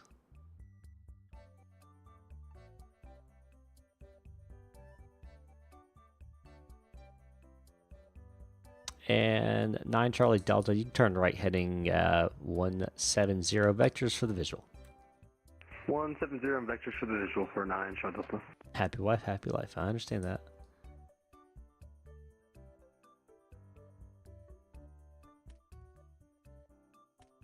Our flight flying to Louisville.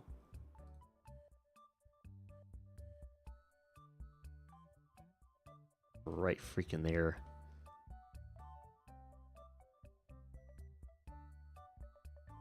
You too?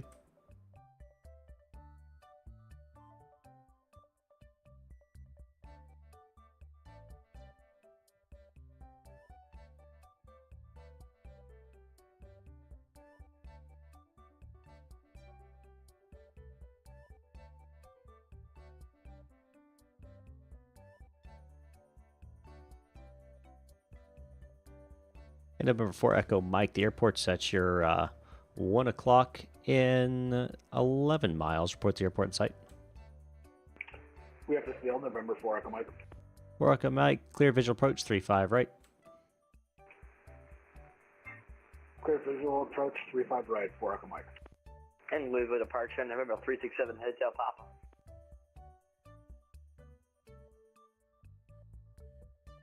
November 367 Hotel Papa, Louisville departure. Go ahead. Yes, 7 Hotel Papa, just off of Louisville, looking to head over to the Bowman Field. That's a Kilo Lima Oscar uniform for 7 Papa. 7 Hotel Papa, radar contact. You make right down or left downwind for runway tree at Bowman. Left down for tree at Bowman, 7 Hotel Papa. Yeah, they'll support VATSIM for sure. It'll come out of the box with support.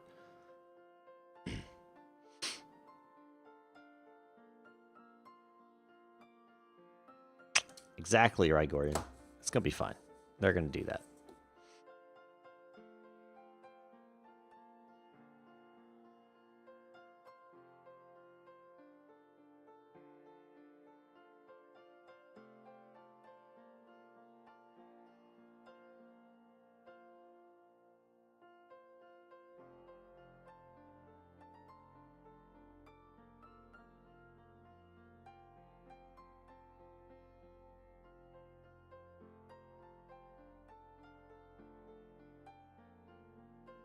November 4 Echo Mike, contact tower 124.2. Have a good landing.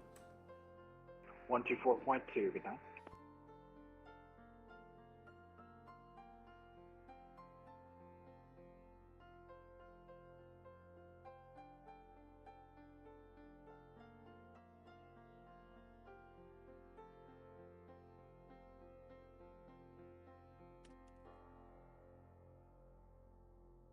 And 7 Hotel Papa, winds are calm. Runway tree at Bowman, clear land.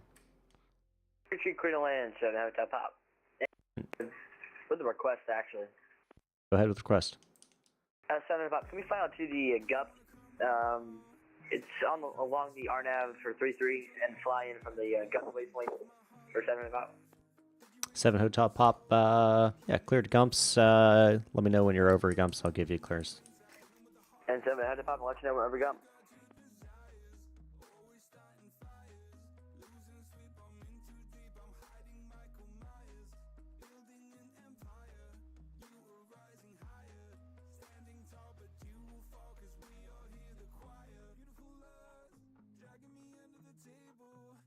Yeah, I think actually it can pop up RNAV. Yeah, there it is right there.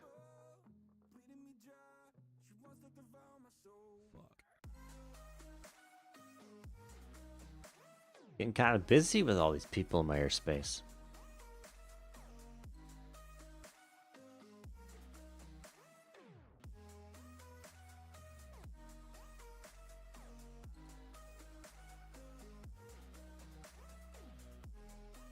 And 7 Hotel Pop, time we're just going to make that left turn in for final. That's 2 mile final for 7 Pop. 7 Hotel Pop, winds calm, or retreat tree at Bowman clear land. Retreat tree at Bowman clear to land, 7 Hotel Pop.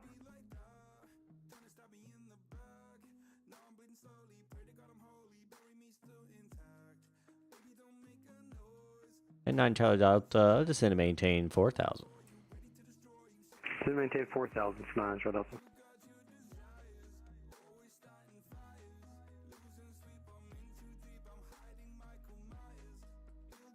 Charlie Delta, confirm you're still flying 170. Yeah, we just noticed we're off course. We're turning 270. 170.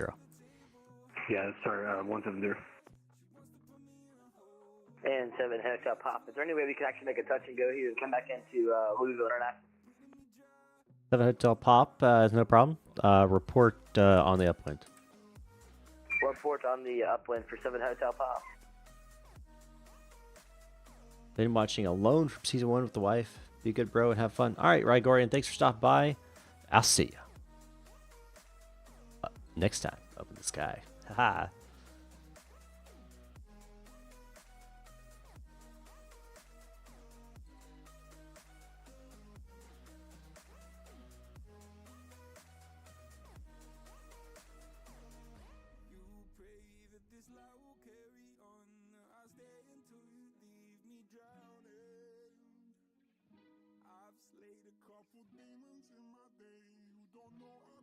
And 9 Charlie Delta, you can turn left heading 080, descend to maintain 3,000 at your current 8 o'clock and 10 miles is a M500 on short final. Report them in sight. All right, down to 3,000, heading 080, and we will report the traffic in sight for no 759 Charlie Delta. And 7 Hotel Pop is on the upwind for Louisville. 7 Hotel Papa, make right downwind runway tree 5 right. Right down for tree 5 right for 7 Hotel Pop.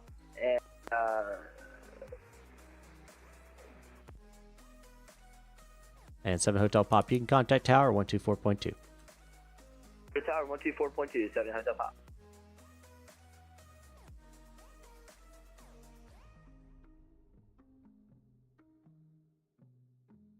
And 9 Charlie Delta, the airport's at your 10 o'clock and 9 miles. Report in sight.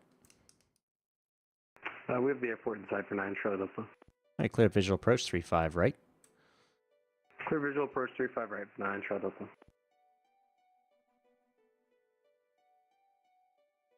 Giving you a tricky situation here, tower. I'm about to give you a tricky situation here.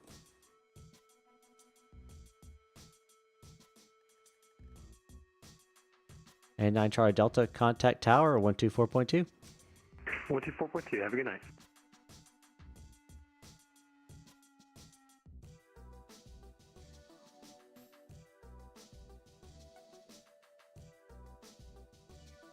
Oops, I just pushed it to ground. I think I just pushed it. Oh, pushed to local east.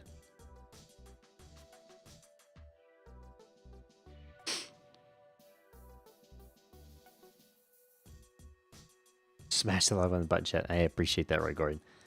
Yeah, VATSIM 24 has ought to be good. Yeah, that's why I wait till my B-Day June to see what happens after the dust settles. Yeah, no, I don't blame you at all, man. I mean, if I wasn't, content creator, that's exactly what I would do.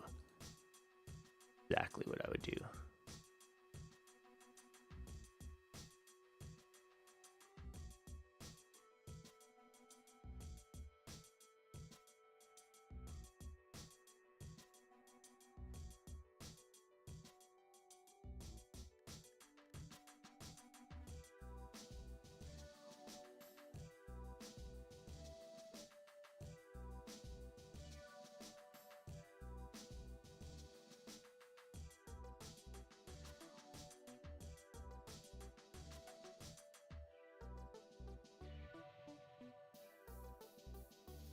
But it's a good reminder, guys. Don't forget to hit that like button. I do appreciate it.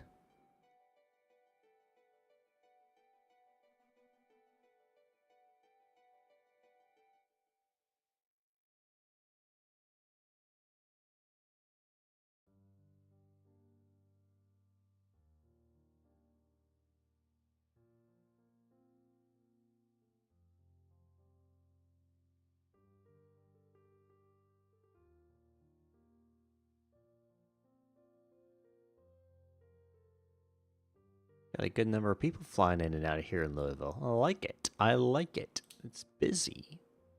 Say busy. It's not that busy. It's busier than it would be. Busier than a lot of times it is.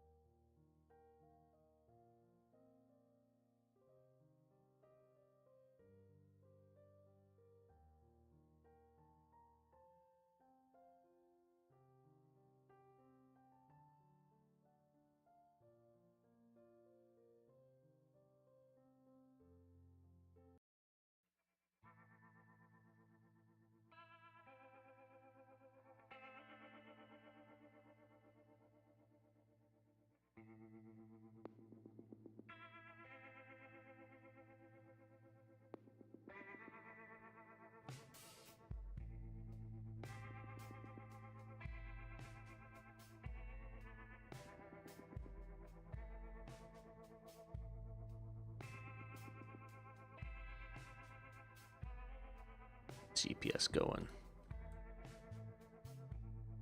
Spoiler, right?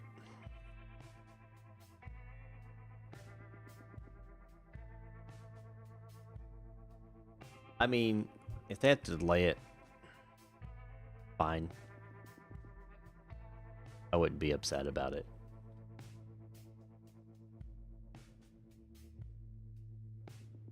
But usually they don't set a date until they're like, we can at least get the game, the simulator out. Like, we can get it out.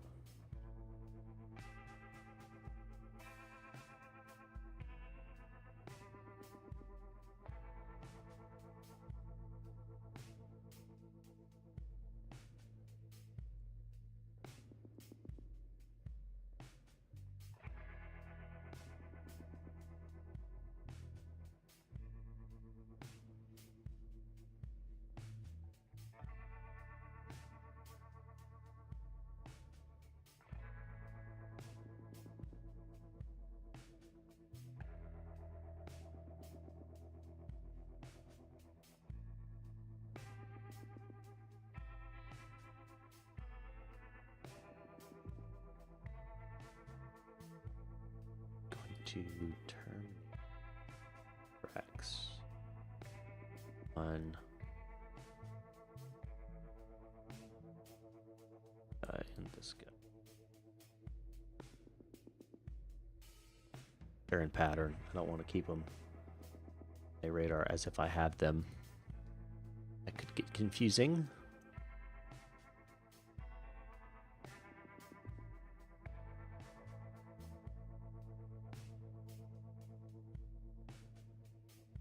Well, 2020 was delayed because of COVID, and it wasn't delayed a whole year. It was delayed like 8 or 9 months from the beginning of 2020 to the end of 2020 because COVID really just threw a whole, wrench in everybody's plans. So that one I understand. That.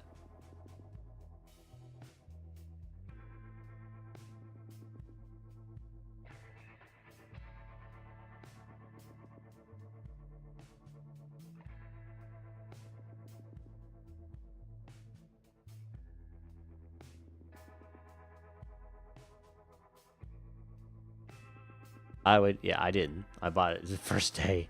But again, content creator.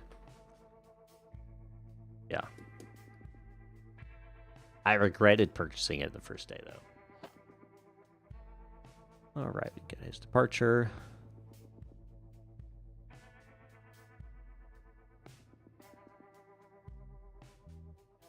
Yeah, it definitely can help you. It definitely can help you, that's for sure.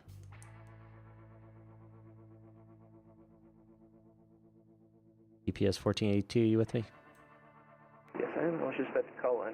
I'm passing through 4,500. EPS 1482, radar contact. Clear direct spoiler, climb maintain 13,000. Clear direct spoiler and up to 13,000. EPS 1482 heavy.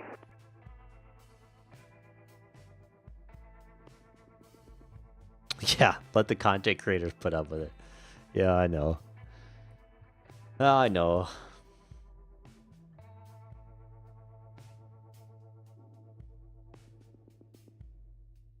So I'm hopeful that with all the experience they've had with 2020, that when they come out with 24, when it drops, it'll actually be like pretty solid. You got to think though, like 2020 was the first flight sim for Microsoft / Asobo since, well, Asobo ever, but Microsoft since FSX in 2004, 2005. So that was a long period of time to go without having a simulator come out. So I expected there to be some bumps in the road. But they have all this experience with 2020, so I'm kind of thinking 24 is going to be a lot smoother of a release. I'm not going to say it's perfectly smooth. I am sure there's going to be things that are going to be, hectic or problems, but I think it'll be smoother than the 2020 release.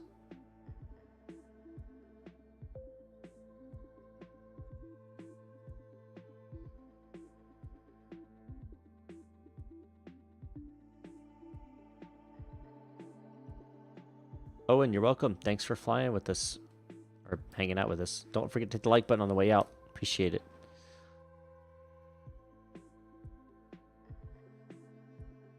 Yeah, I remember. They also had Microsoft Flight, if you guys remember that. That was an abysmal failure. Like, who thought that was going to be a good idea? It was more like a test of an engine. It was so stupid. So dumb.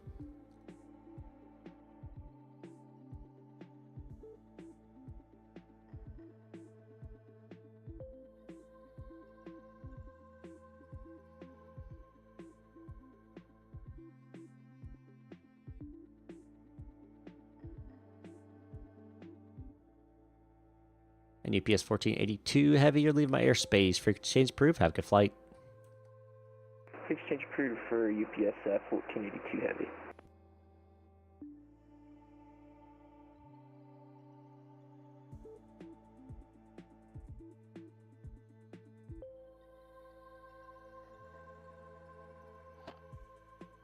Louisville departure, November 4 Echo Mike with you, climbing 2000, heading 075, request flight following. Bear 4 Echo Mike, Louisville departure radar contact. Say aircraft type, destination, and altitude. Yes, sir. We are climbing through 2,300. We will be looking for 4,500 VFR, and not sure of my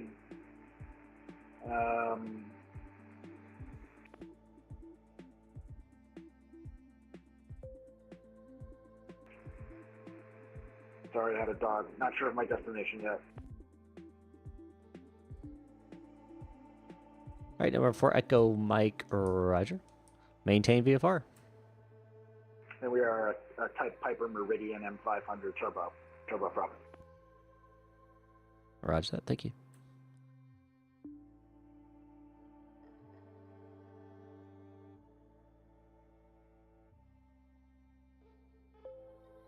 As long as 2020 is supported until 2028, as promised for zombie attack, I will be.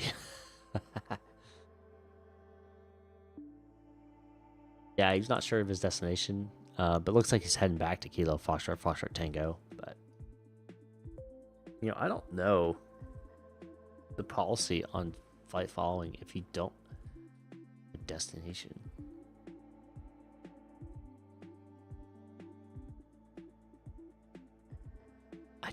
I don't know. That's whatever. I don't care.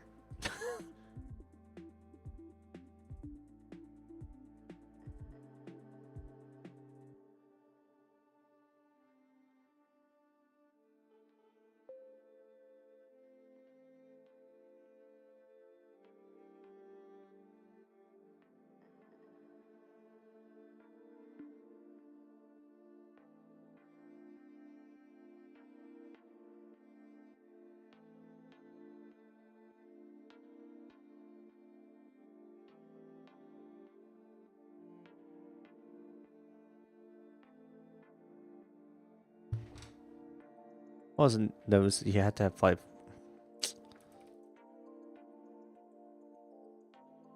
I don't think. Yeah, it doesn't have anything about flight following.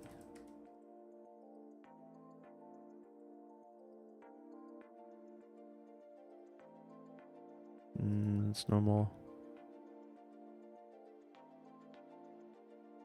Doesn't say anything about it.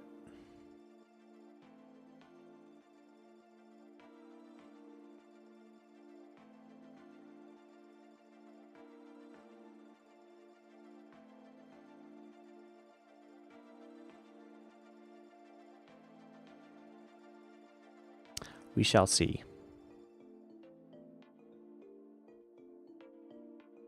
We shall see.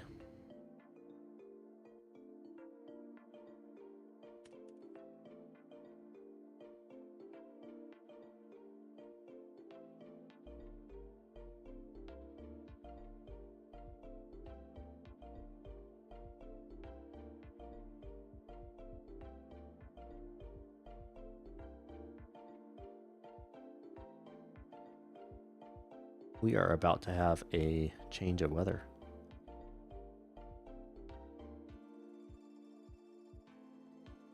Or an updated ATIS, I should say.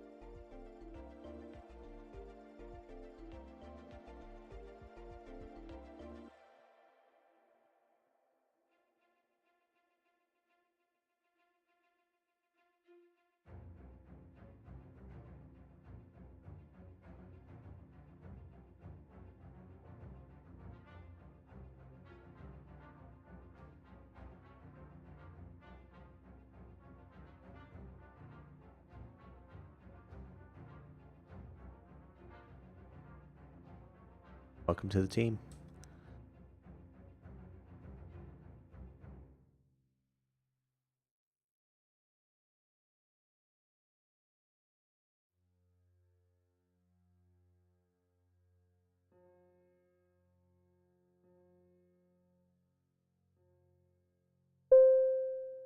Boom, there it is. I'll do it. I knew it was coming. Like current Louisville. Digital aircraft frequency Mike now current in Louisville. Winds 340 at 4, altimeter 30303. Walsh. He's a good guy. He knows his stuff.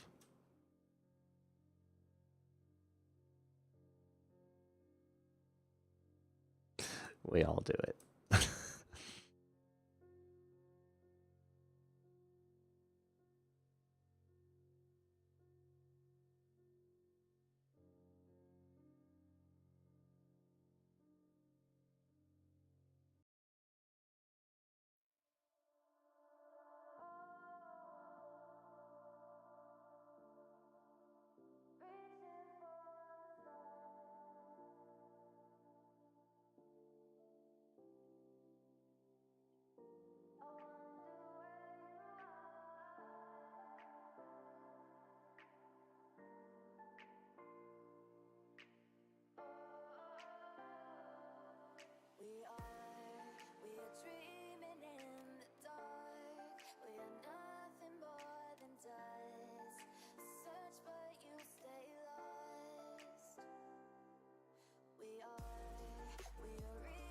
Yes, it is. That is a lot of information.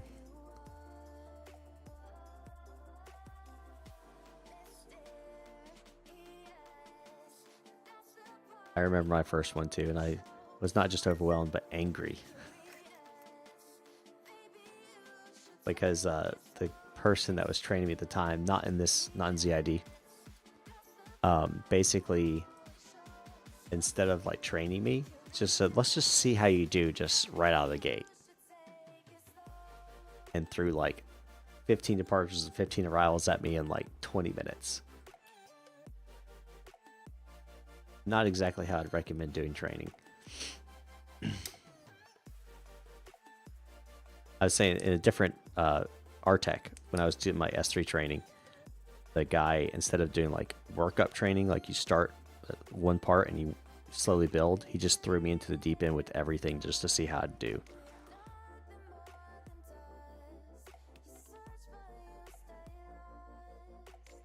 So that kind of made me angry, to be honest.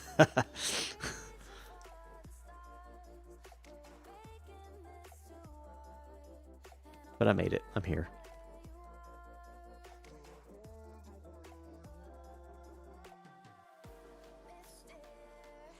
Got 3 airline departures, a UPS, and 2 private departures sitting on the ramp.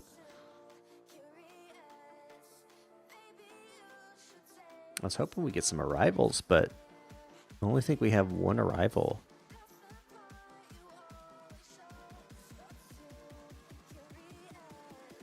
From Indianapolis, Charlie Delta. Oh, he already arrived. Yeah, they already arrived. Not a lot of arrivals, plenty of departures though.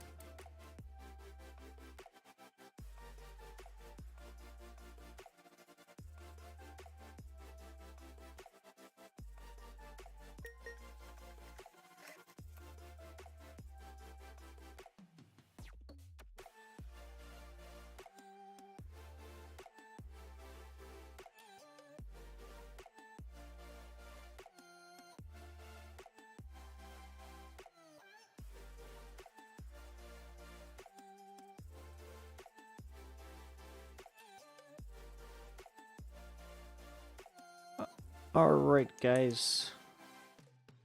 Hold on. Break on, go ahead.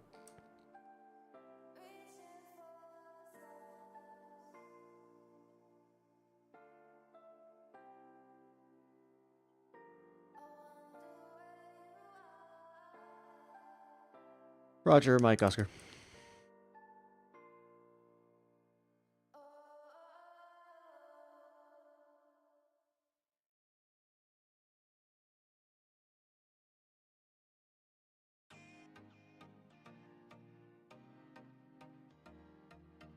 And November 4, Echo Mike, you're leaving my airspace. Frequency change approved. Have a good flight.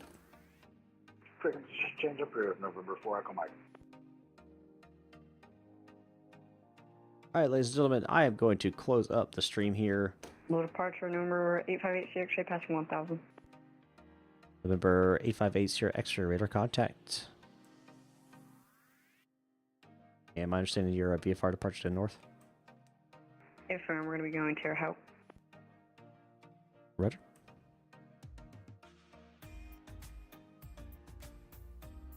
Anyway, I'm going to close the stream, guys. I'm going to stay on the controller just a little bit longer. But do appreciate you stopping by. Don't forget to hit the like button if you could. I would appreciate it. And thanks for watching. Thanks for being part of my great day. And I'm still going to stay on for a little bit, Ahmet. So you're good. I'm wrapping up the stream itself. But thanks again for watching, and I'll see you all next time up in the sky.